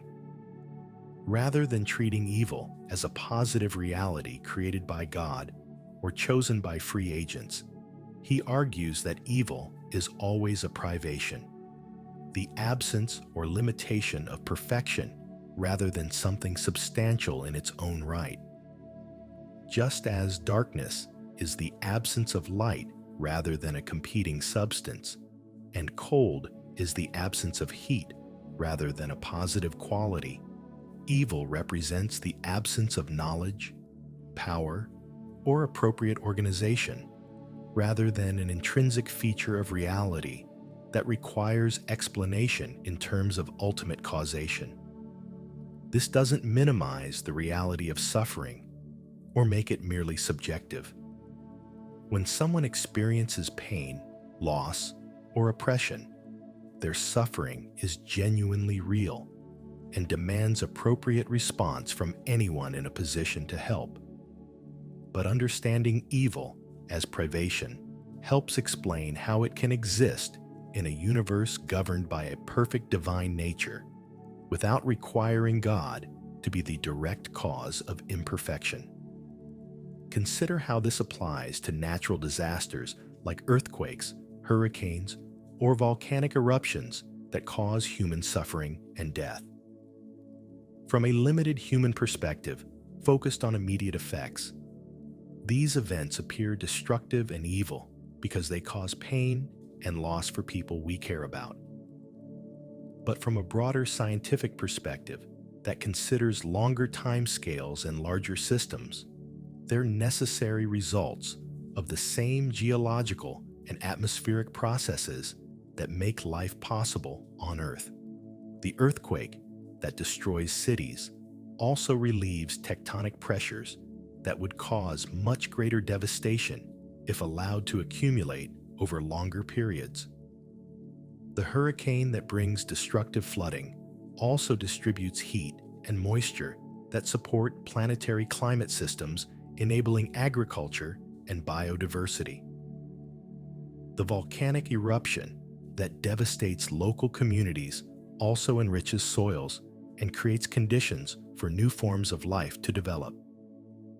This doesn't mean we should be indifferent to natural disasters or refrain from protecting ourselves against their harmful effects. Rather, it suggests that our response should be guided by understanding rather than resentment or despair. Instead of asking why God permits earthquakes or cursing the apparent cruelty of nature, we should study geology to predict seismic events more accurately and engineer buildings that can withstand ground motion more effectively. Similarly, instead of viewing hurricanes as arbitrary evils that prove the universe is fundamentally hostile to human welfare, we can study atmospheric science to improve weather prediction and develop better strategies for coastal protection and emergency response.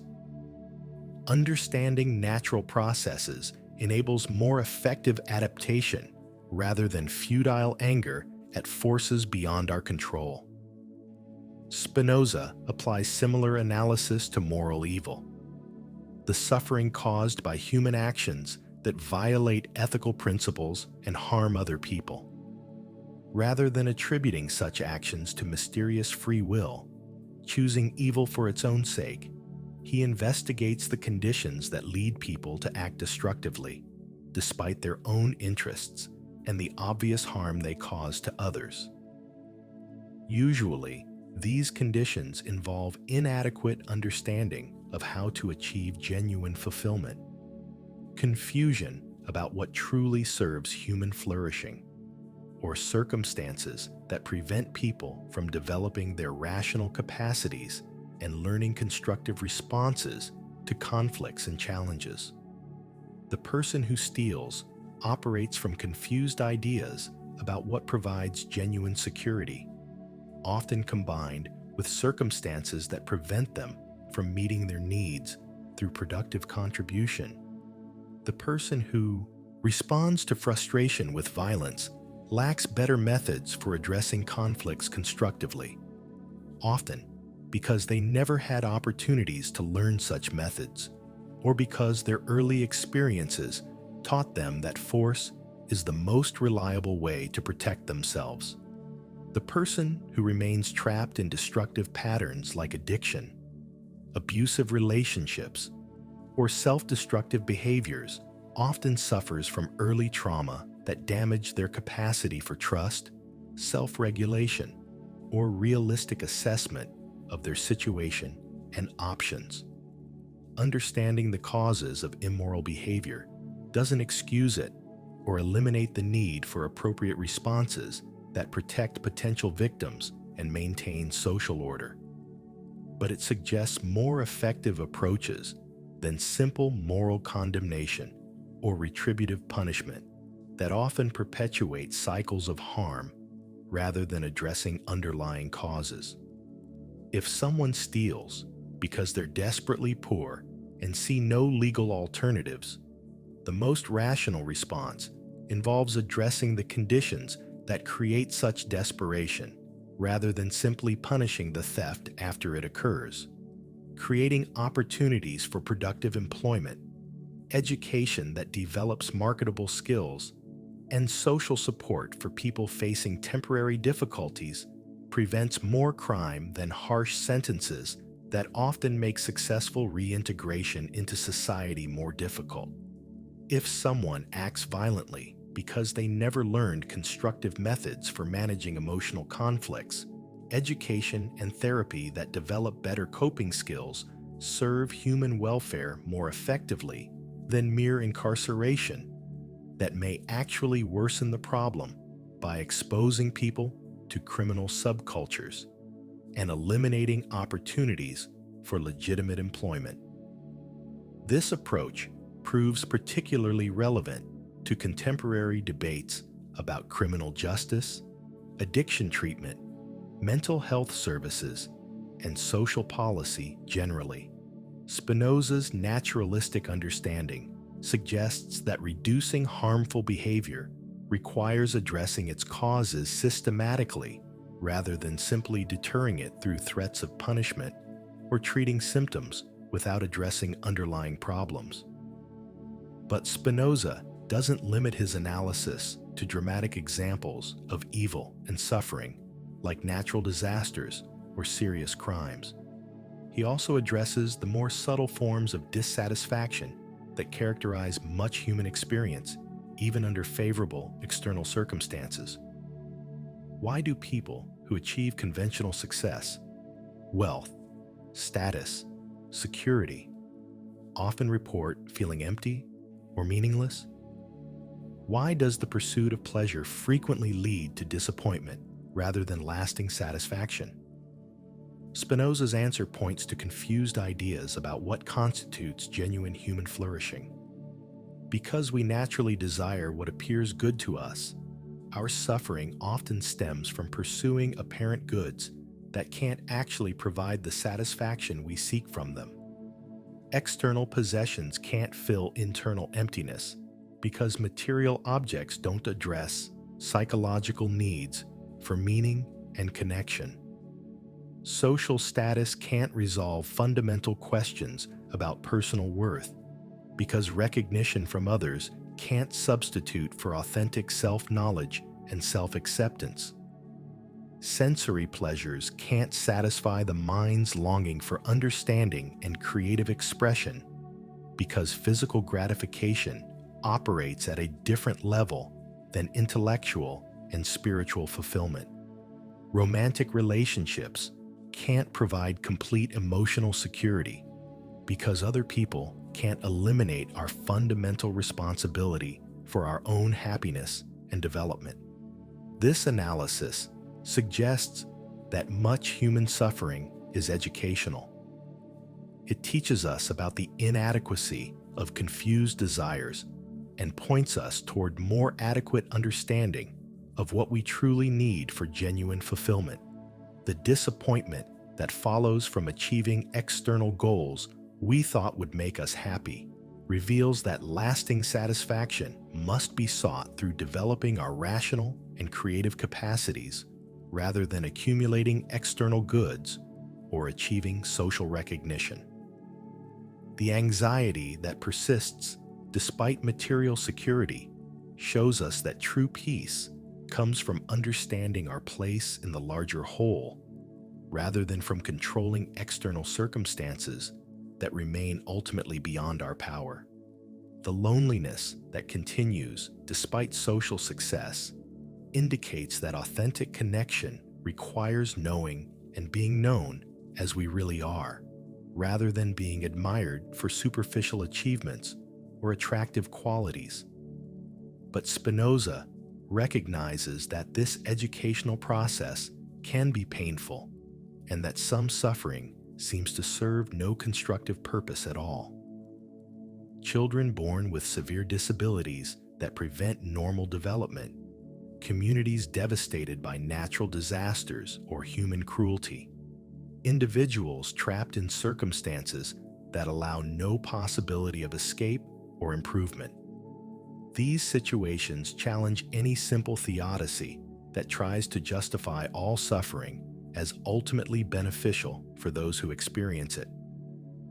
Spinoza's response involves what we might call tragic acceptance combined with practical resistance. We must accept that some features of existence will always remain imperfect from limited human perspectives, while simultaneously working to reduce unnecessary suffering wherever possible. This dual attitude avoids both naive optimism that denies real evil and pessimistic despair that abandons hope for improvement. The key insight is that our response to suffering should be guided by what Spinoza calls active affects rather than passive affects. Passive responses like resentment, despair, vengeful anger, or cynical withdrawal typically increase rather than decrease the amount of suffering in the world by preventing constructive action and generating additional conflicts. Active responses like compassionate understanding, practical problem solving, and constructive resistance can genuinely reduce suffering while enhancing human dignity and expanding possibilities for future flourishing. The person who responds to injustice with intelligent efforts to change unjust conditions serves human welfare more effectively than someone who simply expresses moral outrage without working for practical solutions. This doesn't mean accepting preventable suffering passively or avoiding emotional response to genuine evils, but it means channeling our natural concern for human welfare into forms of action that actually help rather than simply expressing our feelings about problems we can't immediately solve. The parent whose child dies in an accident may experience profound grief that serves no apparent purpose, but they can also work to improve safety conditions that prevent similar tragedies for other families. The person who suffers from chronic illness may find no meaning in their pain, but they can contribute to medical research or support others facing similar challenges. The community devastated by natural disaster may see no good in their losses, but they can rebuild in ways that better prepare for future emergencies and demonstrate human resilience to others facing difficulties. Spinoza's approach thus acknowledges the reality of evil and suffering without requiring us to believe that everything happens for hidden good reasons that justify whatever occurs. Some suffering genuinely is pointless waste that should be prevented when possible and endured with dignity when necessary. But even pointless suffering can become the occasion for responses that reduce future suffering and demonstrate human capacities for courage, compassion, and creative adaptation. This understanding provides what we might call a mature spirituality that neither denies the reality of evil nor despairs about the ultimate meaningfulness of existence. We can work to reduce suffering without requiring cosmic guarantees that our efforts will succeed. We can find meaning in life without believing that everything is ultimately for the best. We can maintain hope without denying the genuine tragedies that affect human existence. Part 7. The Critique of Traditional Religion, Reason, and Revelation. Why did Spinoza's philosophy generate such fierce opposition from both Jewish and Christian communities that his books were banned, his ideas condemned as atheistic, and his very name became synonymous with dangerous free thinking?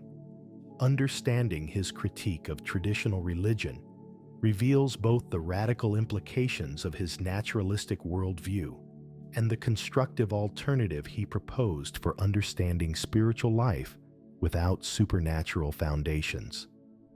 Spinoza's critique begins with rigorous analysis of how religious texts actually function in human communities.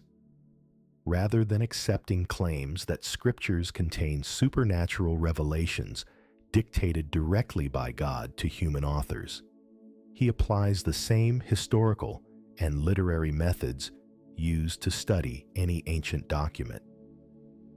This approach reveals that biblical texts were written by human beings responding to particular circumstances and reflect the knowledge, values, and literary conventions of their historical periods rather than timeless divine truths. This doesn't necessarily undermine the spiritual value of religious texts, but it does challenge claims about their supernatural origin and infallible authority. When we understand how biblical narratives developed through human creativity, cultural transmission, and literary editing over many generations, we can appreciate their artistic and moral insights without accepting their cosmological or historical claims as literally accurate descriptions of past events. For example, the creation stories in Genesis express profound truths about the relationship between order and chaos, the dignity of human beings as rational creatures, and the fundamental goodness of existence itself. These spiritual insights about human nature and our place in the cosmos don't require believing that the world was literally created in 6 days, that biological species were formed through direct divine intervention rather than evolutionary processes, or that human beings descended from 2 individuals who lived in a magical garden. Similarly, the Exodus narrative expresses important truths about liberation from oppression, the possibility of transformation from slavery to freedom, and the moral obligations that bind communities together. These ethical and political insights remain valuable even if we understand the story as a legendary account that crystallized over centuries, rather than a historically accurate description of events that occurred exactly as described. Spinoza's approach allows religious traditions to maintain their moral and spiritual authority while adapting to new knowledge about natural history, human psychology, and cultural development. Religious communities need not choose between scientific literacy and spiritual depth, but can integrate both perspectives in mature understanding that honors the legitimate insights of each domain. However, Spinoza recognized that this integration requires abandoning certain traditional religious concepts that conflict irreconcilably with naturalistic understanding. The anthropomorphic God, who experiences emotions like anger and jealousy, changes plans in response to human actions, and intervenes miraculously in natural processes, must give way to understanding of divine nature as the eternal and unchangeable essence expressed through natural laws. This reconceptualization transforms how we understand prayer, worship, and religious practice generally, rather than attempting to influence God's decisions through petition, bargaining, or sacrifice. Authentic religion involves aligning ourselves with divine nature through understanding and virtue. Prayer becomes meditation on the rational structure of reality rather than requests for supernatural intervention. Worship becomes appreciation of natural beauty and scientific truth rather than efforts to placate divine anger or earn divine favor. Religious rituals and ceremonies retain value as expressions of community identity, opportunities for moral reflection, and occasions for cultivating emotions that support human flourishing. But they lose any supposed magical efficacy for influencing supernatural forces or securing benefits that can't be obtained through natural means. Spinoza was particularly critical of religious leaders who used supernatural claims to justify their political authority or material advantage. When priests claim special access to divine will and demand obedience based on threats of supernatural punishment, they typically serve their own institutional interests rather than genuine spiritual development of their communities. This critique extends to religious institutions that promote guilt, fear, and dependence rather than understanding, joy, and autonomy. Religion, at its best, should enhance human dignity and rational capacity rather than diminishing them through superstition and emotional manipulation that keeps people trapped in spiritual immaturity. Religious authorities who discourage scientific inquiry, suppress philosophical questions, or demand unquestioning acceptance of traditional doctrines prevent the kind of intellectual development that characterizes authentic spiritual growth. Faith that fears rational investigation usually rests on foundations too weak to withstand serious examination. But Spinoza's critique of traditional religion didn't lead him to reject all forms of spiritual life or religious experience. Instead, he developed what we might call a naturalistic spirituality based on intellectual love of God or nature that provides profound religious satisfaction without requiring belief in supernatural doctrines. This highest form of human experience combines scientific understanding of natural processes with deep appreciation of their beauty, complexity, and rational order. When we understand how everything in existence is connected through universal laws that govern physical processes, biological development, psychological dynamics, and social interactions, we experience what Spinoza calls blessedness, a stable joy that doesn't depend on external circumstances because it flows from our participation in eternal truth.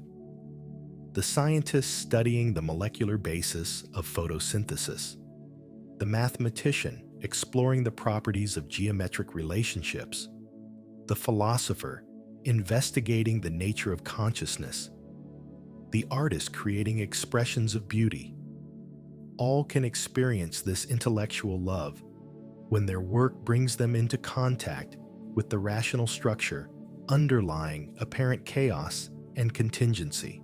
Such naturalistic spirituality avoids the problems that plague supernatural religion while preserving genuine religious experience that satisfies our deepest needs for meaning, connection, and transcendence. It doesn't require believing things that contradict scientific knowledge or accepting authorities that can't be rationally evaluated. Yet it provides the sense of cosmic connection, ultimate meaning, and transcendent value that humans naturally seek through religious practice. This approach proves remarkably relevant to contemporary debates about science and religion that often seem to require choosing between rational understanding and spiritual fulfillment. Rather than seeing them as fundamentally opposed, Spinoza shows how scientific understanding can deepen rather than threaten authentic religious experience. The more we understand about evolution, cosmology, neuroscience, and ecology, the more awesome and beautiful the universe appears when viewed with appropriate appreciation.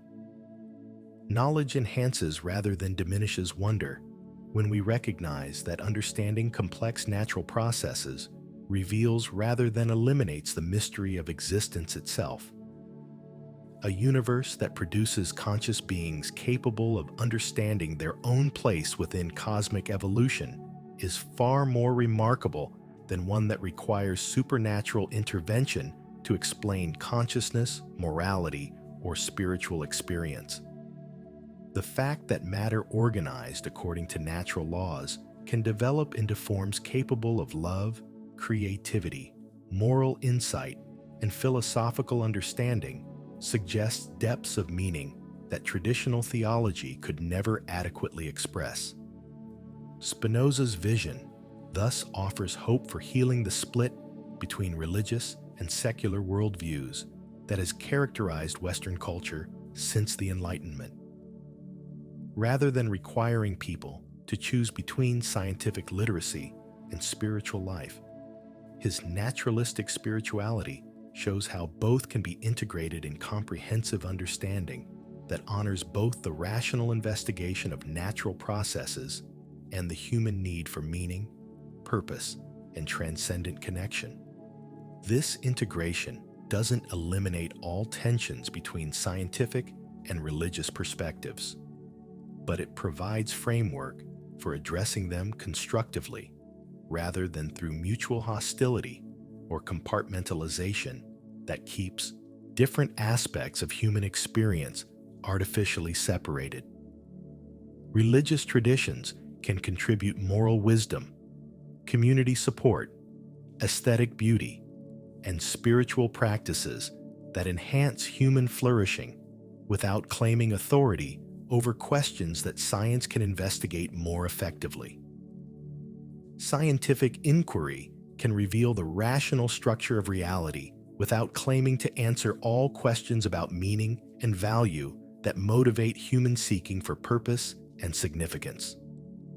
Both domains can recognize their limitations while appreciating their distinctive contributions to comprehensive understanding of human existence within the natural world. The result is neither reductive scientism that eliminates spiritual dimensions of life, nor anti-intellectual religiosity that rejects rational investigation, but mature integration that preserves the legitimate insights of both perspectives. Part 8. Time, Eternity, and Human Mortality. The Eternal Perspective. How should we understand death in a universe where everything is eternal modifications of divine substance? What survives bodily death, and how should awareness of mortality shape our approach to living? Spinoza's treatment of these fundamental questions reveals perhaps the most original and profound aspect of his entire philosophical system, offering a unique perspective on human mortality that transcends both materialistic denial and supernatural hope. Traditional approaches to mortality typically involve either materialistic reductionism that sees death as complete annihilation of personal existence, or dualistic belief in personal immortality through survival of a separate soul in some transcendent realm beyond the natural world. Both approaches suffer from serious philosophical difficulties while failing to address adequately the deepest human concerns about meaning, continuity, and the significance of individual existence. Materialistic reductionism struggles to explain why consciousness and personal identity seem so real and important if they're merely temporary arrangements of matter that disappear completely at death. If human beings are nothing more than complex biological machines, why do we experience such profound meaning in life and such intense concern about death? Why does love, creativity, and moral commitment feel so significant if it all reduces to chemical processes that cease functioning when the brain stops working? Dualistic immortality faces the equally serious problem of explaining how an immaterial soul could survive independently of the brain that seems necessary for all mental functions we can observe. If consciousness depends on neural activity during life, why should we expect it to continue after brain death? And what would personal survival mean without the body, memory, and relationships that seem essential to personal identity as we actually experience it? Spinoza offers a third alternative that avoids the weaknesses of both positions while addressing the legitimate concerns that motivate each approach. For him, the human mind is the idea of the human body, not a separate substance that inhabits the body temporarily, but the mental aspect of the same reality that appears physically as bodily organization and function. This means that as long as the body maintains its characteristic patterns of organization, metabolism, and activity, the corresponding mental patterns persist as well. But when bodily organization disintegrates at death through disease, injury, or aging, the particular mental organization that constituted personal identity also ceases to exist as an integrated system. However, Spinoza argues that the human mind contains something eternal that transcends temporal existence and in a genuine sense survives bodily death. This eternal element isn't personal survival in the usual sense of continued consciousness with memory and identity intact, but consists in the eternal truths that we understand during life and the eternal relationships we establish through knowledge and love. Mathematical principles, scientific laws, philosophical insights, artistic achievements, and moral wisdom possess a kind of permanence that transcends the temporal circumstances of their discovery or creation. The Pythagorean theorem remains eternally true, regardless of whether any particular mathematician exists to think about it. The laws of physics operate throughout the universe, regardless of whether any specific scientist understands them. The ethical principles that guide human flourishing retain their validity, regardless of whether any individual person embodies them perfectly in their life.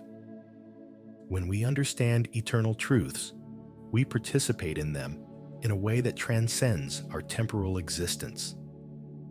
As Spinoza puts it, the mind can be eternal only insofar as it conceives things under the aspect of eternity.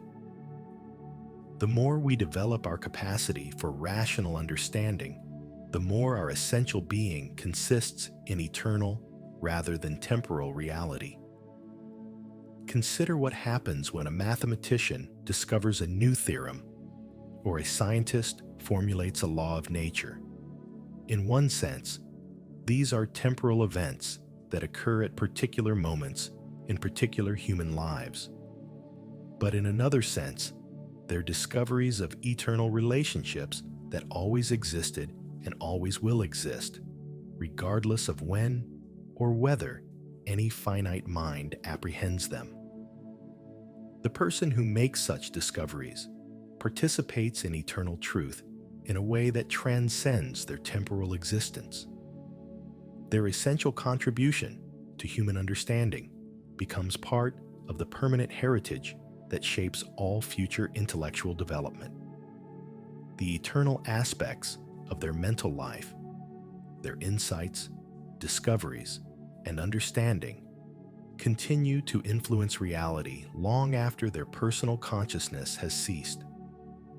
This might seem like cold comfort to someone hoping for personal reunion with deceased loved ones or individual continuation of consciousness after death. But Spinoza suggests that this alternative understanding actually provides more genuine consolation than traditional promises of personal immortality, because it focuses attention on what's genuinely eternal rather than on impossible attempts to preserve what is essentially temporal. Consider what we actually value most deeply about ourselves and others. Is it the mere continuation of consciousness and memory, or the particular qualities of understanding, creativity, love, and virtue that make consciousness valuable in the first place? The mathematical insights of ancient Greek geometers remain eternally true and continue to benefit humanity even though the individuals who discovered them died thousands of years ago. The moral wisdom of great teachers continues to guide human development, even though their personal consciousness has long since ceased. When we understand our own essential being as consisting primarily in our capacity for truth, beauty, and goodness, rather than mere temporal consciousness, we find that what matters most about us genuinely is eternal. The scientific discoveries we make, the artistic creations we produce, the love we express, the wisdom we develop, the positive influence we have on others. These contributions to human understanding and flourishing possess a permanence that transcends biological lifespan. This understanding transforms how we approach both living and dying. Rather than desperately trying to extend temporal existence or anxiously anticipating personal continuation after death, we can focus on developing and expressing what is genuinely eternal in human nature. The scientist pursuing truth, the artist creating beauty, the teacher sharing wisdom, the parent nurturing children's development, all participate in eternal realities that give meaning to temporal existence. The person who dedicates their life to understanding reality, creating works of lasting value, or contributing to human flourishing, achieves a kind of immortality through the permanent significance of their contributions. Their insights become part of the eternal heritage that influences all future human development. Their creative works continue to inspire and educate long after their death. Their moral example shapes the character of people who never met them personally. This doesn't eliminate the natural grief we experience when loved ones die, or the sadness we feel about our own mortality. These emotional responses reflect our attachment to temporal existence and personal relationships that remain genuinely valuable aspects of human experience. But understanding the eternal dimensions of human life provides broader perspective that can comfort without requiring belief in supernatural survival. Spinoza's approach also provides a mature response to the grief we experience when loved ones die.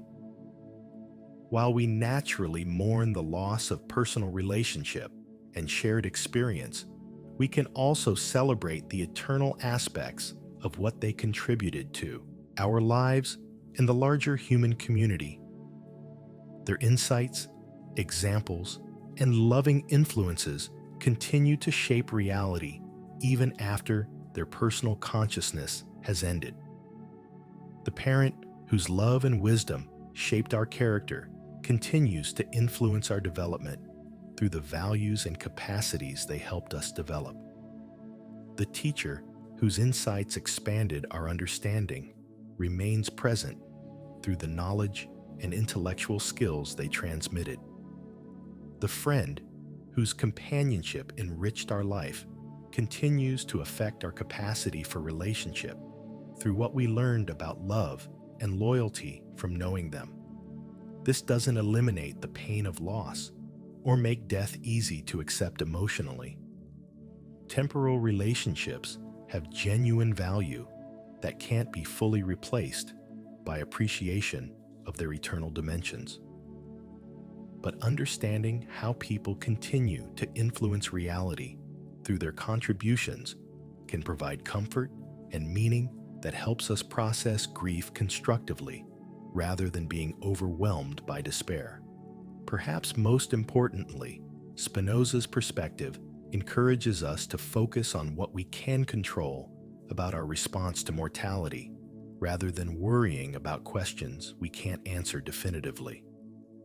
We can't know with certainty what, if anything, survives death in the sense of continued personal consciousness, but we can determine what kind of legacy we leave through our choices about how to live. Every day, we have opportunities to contribute to eternal goods through learning, creating, loving, and helping others develop their capacities. Every interaction we have with other people shapes their development in ways that continue to influence reality long after our personal involvement has ended. Every insight we gain, every skill we develop, every act of kindness we perform adds something to the sum total of human understanding and flourishing that constitutes the eternal heritage of our species. This perspective provides what we might call a mature approach to mortality that neither denies death nor requires supernatural beliefs about personal survival.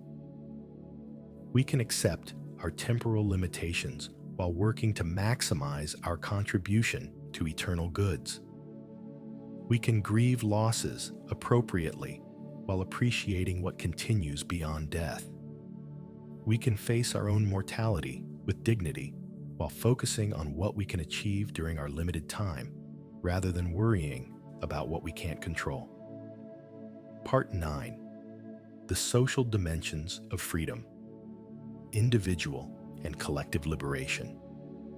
How does individual liberation relate to collective transformation? Can we achieve personal freedom in societies that remain trapped in destructive patterns? Or does genuine human development require social change as well? Spinoza's mature political philosophy addresses these questions by showing how individual and collective flourishing support each other necessarily in any sustainable form of human community.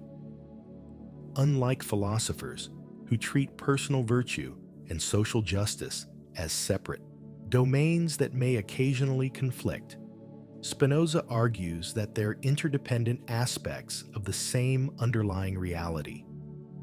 Because humans are naturally social beings whose individual development requires community support throughout their lives, personal flourishing and social health either develop together or remain stunted together.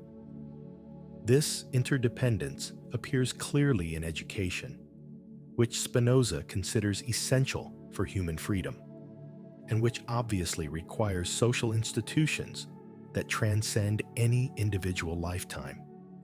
No one develops rational understanding entirely through individual effort without cultural resources provided by previous generations.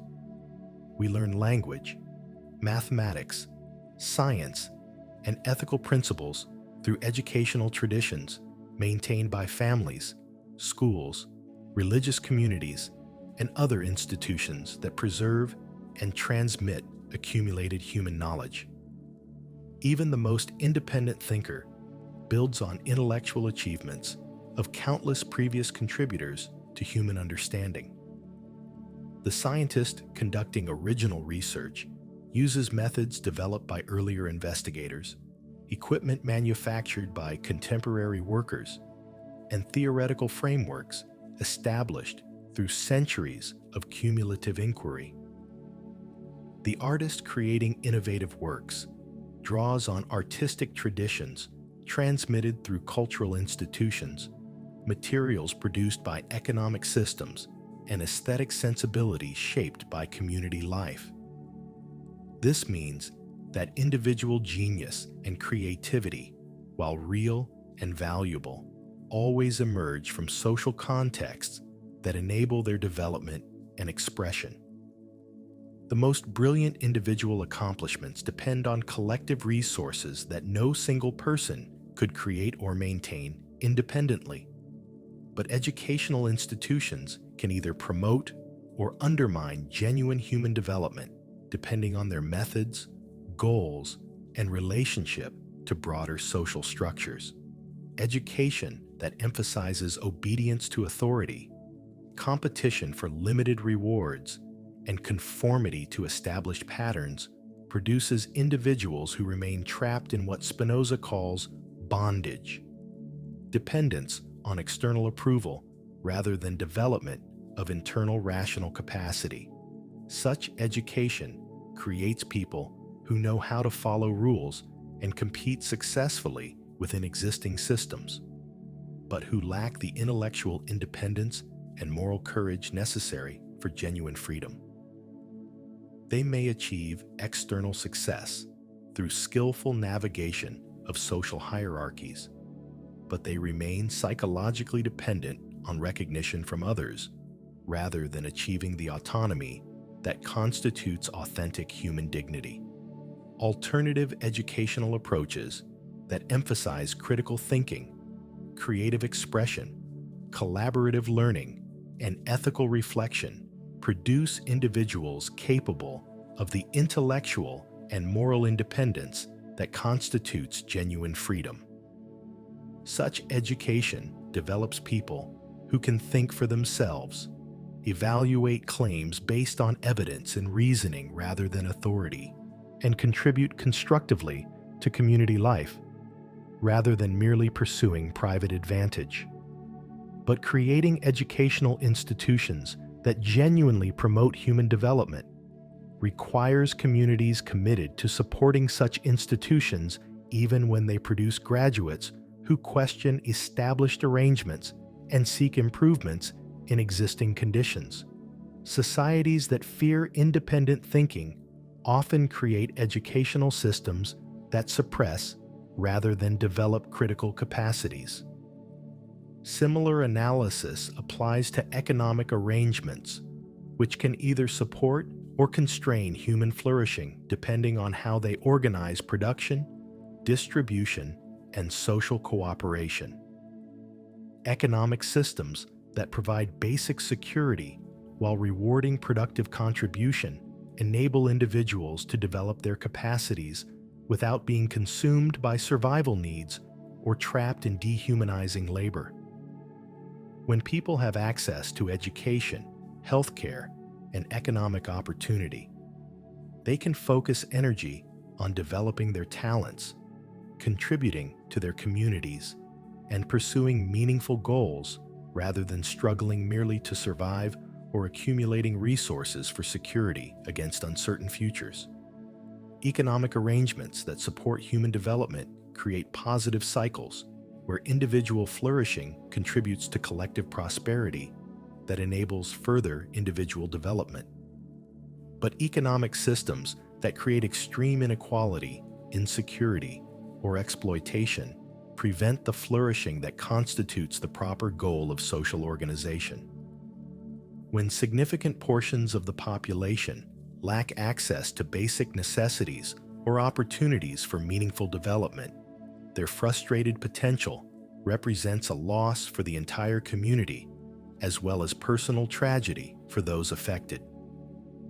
Moreover, extreme inequality typically generates social conflicts that undermine the stability and cooperation necessary for anyone's flourishing, including those who appear to benefit from unfair advantages. Societies with high inequality often experience higher levels of crime, political instability, social fragmentation, and environmental degradation that eventually affect everyone regardless of their economic position. Spinoza's approach avoids both individualistic libertarianism that ignores how social structures shape personal development and collectivistic socialism that ignores how individual excellence contributes to community welfare.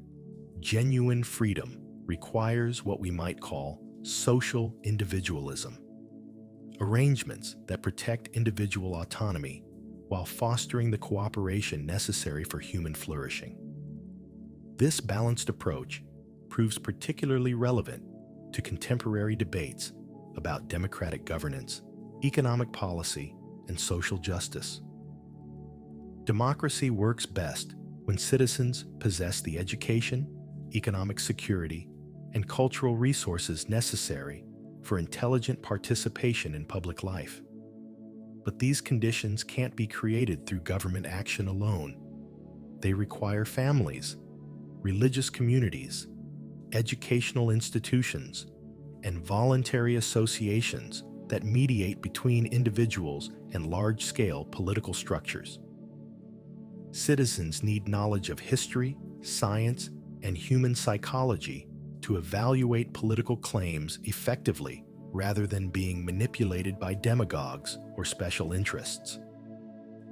They need economic security that enables them to think beyond immediate survival needs when considering long-term policy questions.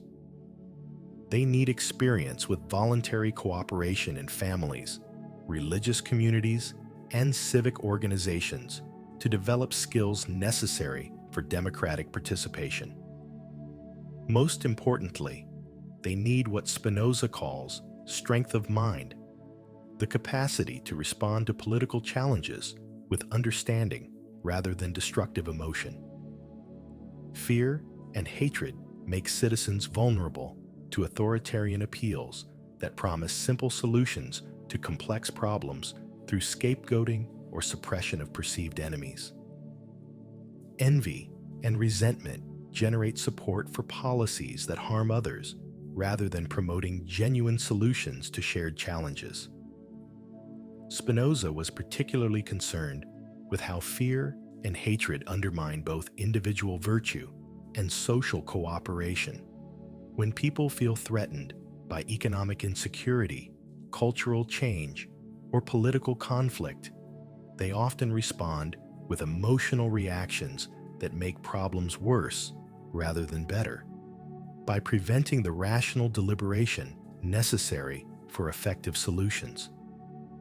The alternative involves cultivating active emotions like curiosity about different perspectives, appreciation for the complexity of social problems, and commitment to solutions that serve long-term human flourishing rather than short-term partisan advantage. Democratic politics, at its best, involves rational deliberation about how to promote the common good, rather than struggle for power between competing factions defined by narrow interests or tribal loyalties. But developing such civic virtue requires social conditions that support rather than undermine human development. Communities experiencing high levels of economic stress, social fragmentation, or cultural conflict find it difficult to maintain the trust and cooperation necessary for democratic governance. Fear about basic security makes rational deliberation about complex policy questions nearly impossible. This creates both challenges and opportunities for political reform. On one hand, improving social conditions requires political action that may be difficult to achieve when those conditions make effective political action more difficult. On the other hand, even small improvements in education, economic opportunity, or social cooperation can create positive cycles that enable further progress toward more just and effective forms of governance. Individual efforts to develop understanding, practice virtue, and contribute constructively to community life may seem insignificant against large-scale social problems. But such efforts create the cultural foundation that makes broader political change possible when sufficient numbers of people achieve the maturity necessary for self-governance.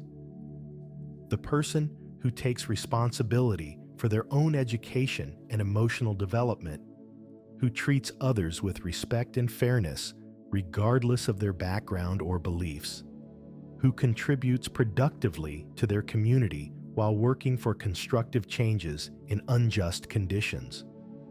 Such individuals create the social capital that enables democratic institutions to function effectively. When enough people achieve this kind of civic maturity, political reforms become possible that seemed impossible under previous conditions. Educational improvements, economic policies that expand opportunity, and political arrangements that protect freedom while promoting cooperation become achievable when supported by citizens capable of rational deliberation about complex questions. This doesn't mean waiting for perfect conditions before working for political change, or assuming that individual virtue automatically produces social justice without need for collective action. Rather, it means recognizing that sustainable political progress requires both individual development and institutional reform, working together in mutually supportive ways. The civil rights movement, women's suffrage, labor organizing, environmental protection, and other successful efforts at social reform all combined individual moral development with collective political action. Leaders who had achieved personal maturity and clarity about justice provided vision and guidance for movements that changed laws and institutions, while new laws and institutions created conditions that enabled more people to develop their capacities and contribute to further progress. Part 10. The Life of Blessedness. Wisdom in Practice. What would it look like to live according to Spinoza's philosophical insights? How do we integrate scientific understanding, ethical wisdom, and spiritual insight into a coherent approach to daily existence that achieves what he calls blessedness, the stable happiness that comes from understanding our place in the eternal order of reality? Spinoza's vision of the ideal human life provides both inspiration and practical guidance for anyone seeking authentic fulfillment in a world often characterized by confusion, conflict, and uncertainty. The blessed life begins with what Spinoza calls the emendation of the intellect, the gradual replacement of confused ideas with adequate understanding of ourselves, our relationships, and our place in the natural world. This involves both formal education in sciences and humanities that reveal the rational structure of reality and practical wisdom about human nature and social relationships that enable skillful navigation of life's challenges and opportunities. But intellectual development alone isn't sufficient for blessedness, no matter how sophisticated our knowledge becomes. Understanding must be integrated with emotional transformation that replaces destructive passions with constructive emotions, and with ethical action that expresses our understanding through beneficial contributions to human flourishing. Mind, heart, and action must work together in harmonious coordination, rather than pulling in different directions through internal conflict. Emotional transformation involves cultivating what Spinoza calls active affects, emotions that flow from our own rational nature, rather than being imposed by external circumstances beyond our control. Joy that comes from developing our capacities, rather than acquiring external possessions. Love that emerges from understanding others deeply, rather than need for validation or security. Peace that follows from accepting necessity while working skillfully to improve what can be changed. These positive emotions characterize the blessed life because they enhance rather than diminish our power of acting effectively. The process requires what Spinoza calls discipline of the mind, regular practices that strengthen rational understanding and emotional equilibrium. These might include philosophical reflection on the fundamental questions of existence and meaning, scientific study that reveals the causal relationships governing natural and human events, artistic appreciation that cultivates sensitivity to beauty and creative expression, meditation on natural processes that connects us to larger patterns of growth and change, and cultivation of meaningful relationships that enable mutual support and shared learning. Like physical fitness, mental freedom must be continuously maintained through appropriate exercises rather than achieved once and then taken for granted. The person who stops practicing intellectual discipline, emotional regulation, and ethical reflection gradually loses the clarity and strength of mind that enable genuine autonomy and effectiveness. But Spinoza's ideal doesn't involve withdrawal from ordinary life into purely contemplative existence that avoids practical responsibilities and social engagement. The blessed person participates fully in family life, productive work, community activities, and cultural pursuits while maintaining perspective that prevents being overwhelmed by temporary difficulties or distracted by trivial concerns that consume so much human energy. They work productively in whatever occupation suits their talents and circumstances, contributing to the economic cooperation that enables human communities to flourish. They form loving relationships with family members and friends, providing and receiving the emotional support that makes life meaningful and enjoyable. They participate in community organizations, political activities, and cultural institutions that shape the social environment for current and future generations. But they approach these activities with understanding that enables more effective and fulfilling engagement rather than anxious, striving driven by confused ideas about what constitutes genuine success. They work with dedication and skill, while recognizing that their identity and worth don't depend entirely on professional achievement. They love others deeply while maintaining the independence that prevents destructive codependency or possessive attachment. This integration of contemplation and action reflects Spinoza's conviction that genuine spiritual life enhances rather than diminishes our capacity for effective engagement with practical concerns. The person who understands reality clearly acts more skillfully than someone trapped in confusion and destructive emotion. Love that flows from understanding serves others more effectively than sentiment based on mere feeling or psychological need. The blessed person has achieved what we might call enlightened engagement, full participation in human life, guided by wisdom that prevents the suffering that comes from confused expectations, destructive emotions, and ineffective responses to challenging situations.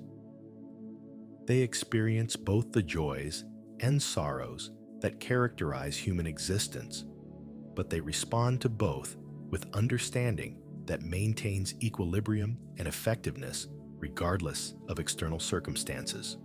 Perhaps most remarkably, Spinoza suggests that this blessed life is available to anyone willing to undertake the necessary intellectual and moral development. While few people may achieve the highest levels of philosophical understanding and spiritual insight, everyone can make significant progress toward greater clarity, emotional freedom, and ethical excellence, regardless of their educational background, social position, or natural talents. The basic principles are accessible to ordinary intelligence and don't require special revelation, supernatural assistance, or esoteric knowledge available only to spiritual elites. What's needed is sustained commitment to learning, honest self-examination, and practical application of insights to daily life choices and relationships. This democratic aspect of Spinoza's vision reflects his conviction that human beings naturally possess the capacities necessary for flourishing when these are properly developed and supported by appropriate social conditions. The obstacles to blessedness aren't metaphysical limitations that require divine intervention to overcome, but educational and institutional problems that can be addressed through human effort guided by understanding. The person who commits to developing their rational capacities through study and reflection, their emotional maturity through honest self-examination and relationship skills, and their ethical character through service to others will make steady progress toward the freedom and contentment that constitute authentic human fulfillment. But this individual development occurs most effectively within communities that support rather than undermine such efforts. Families that encourage learning and moral development, educational institutions that promote critical thinking and creativity, economic arrangements that provide security and opportunity, political systems that protect freedom while promoting cooperation, all contribute to conditions that enable blessedness to develop and flourish. The blessed life culminates in what Spinoza calls intellectual love of God, profound appreciation for the rational beauty and comprehensive unity of existence itself. This isn't emotional attachment to a personal deity who might respond to prayers and wishes, but the deepest possible response to understanding our participation in the eternal reality that encompasses and sustains everything that exists. When we grasp how everything is connected in one magnificent system governed by rational principles that enable prediction, explanation, and creative response, we experience what Spinoza describes as the highest form of human joy. This appreciation transcends the alternation between pleasure and pain that characterizes ordinary emotional life, because it doesn't depend on external circumstances that might change unpredictably. Someone who finds ultimate satisfaction in understanding reality itself possesses a source of contentment that remains available regardless of personal fortune, social status, or external recognition. The joy that comes from scientific discovery, the love that grows from genuine understanding of other people, the peace that follows from accepting our place in the larger whole. These experiences provide stable foundation for happiness that doesn't fluctuate with changing circumstances. Yet this supreme philosophical achievement doesn't isolate the wise person from ordinary human concerns or make them indifferent to the welfare of others. Rather, it provides perspective that enables more effective and compassionate engagement with the challenges facing individuals and communities. The person who loves reality as it truly is naturally wants to reduce unnecessary suffering and promote flourishing wherever possible, because such efforts align with rather than oppose the fundamental tendencies that characterize divine nature. This integration of personal fulfillment and social responsibility appears throughout Spinoza's vision of human excellence. The blessed person achieves individual freedom and contentment, but this achievement enhances rather than diminishes their capacity for contributing to collective welfare. Personal liberation and social transformation support each other in an upward spiral toward greater understanding, virtue, and happiness for everyone involved. As more people develop the clarity and maturity that constitute blessedness, communities become more capable of organizing themselves rationally and addressing their problems constructively. Individual wisdom and social justice advance together through human efforts that express the same divine creativity that produces all natural development and cultural achievement. Conclusion: the enduring revolution. As we reach the end of our journey through Spinoza's revolutionary vision, we find ourselves transformed by encountering a mind that dared to think through the deepest questions of existence with unprecedented rigor and courage. In an age often characterized by fragmentation between scientific and spiritual worldviews, religious and secular perspectives, individual fulfillment, and social responsibility, Spinoza offers something increasingly rare: a unified understanding that integrates these apparently opposing dimensions without reducing any to the others. What emerges from our exploration is a philosopher whose relevance extends far beyond the 17th century or the boundaries of academic philosophy. Spinoza addressed the perennial human questions that every thoughtful person encounters across cultures and historical periods. What is ultimately real beyond the appearances that occupy our daily attention? How should we live in a universe that often seems indifferent or hostile to human values? What gives life meaning when traditional religious certainties no longer provide adequate guidance? How do we find peace and purpose in a world full of conflict and suffering? His answers, while developed within the specific context of early modern European thought, speak to universal concerns with remarkable depth and practical wisdom that remains relevant to contemporary challenges. Perhaps most striking is Spinoza's demonstration that rigorous naturalistic thinking can ground rather than undermine profound spiritual experience and ethical commitment. In our contemporary context, where religious fundamentalism often conflicts with scientific understanding, while secular materialism fails to satisfy deep human needs for meaning and transcendence, Spinoza shows how embracing natural causation and scientific knowledge can deepen rather than diminish our sense of participating in something infinitely greater and more meaningful than individual existence. His integration of necessity and freedom remains particularly relevant for addressing contemporary anxieties about determinism, artificial intelligence, and human agency in a universe governed by natural laws. Against both naive libertarianism that overestimates human autonomy and fatalistic determinism that undermines moral responsibility, Spinoza offers mature understanding of freedom as acting from our own rational nature rather than external compulsion or internal confusion. This vision enables us to accept our limitations as finite natural beings while maintaining dignity and purpose through developing our distinctive capacities for understanding, creativity, love, and ethical action.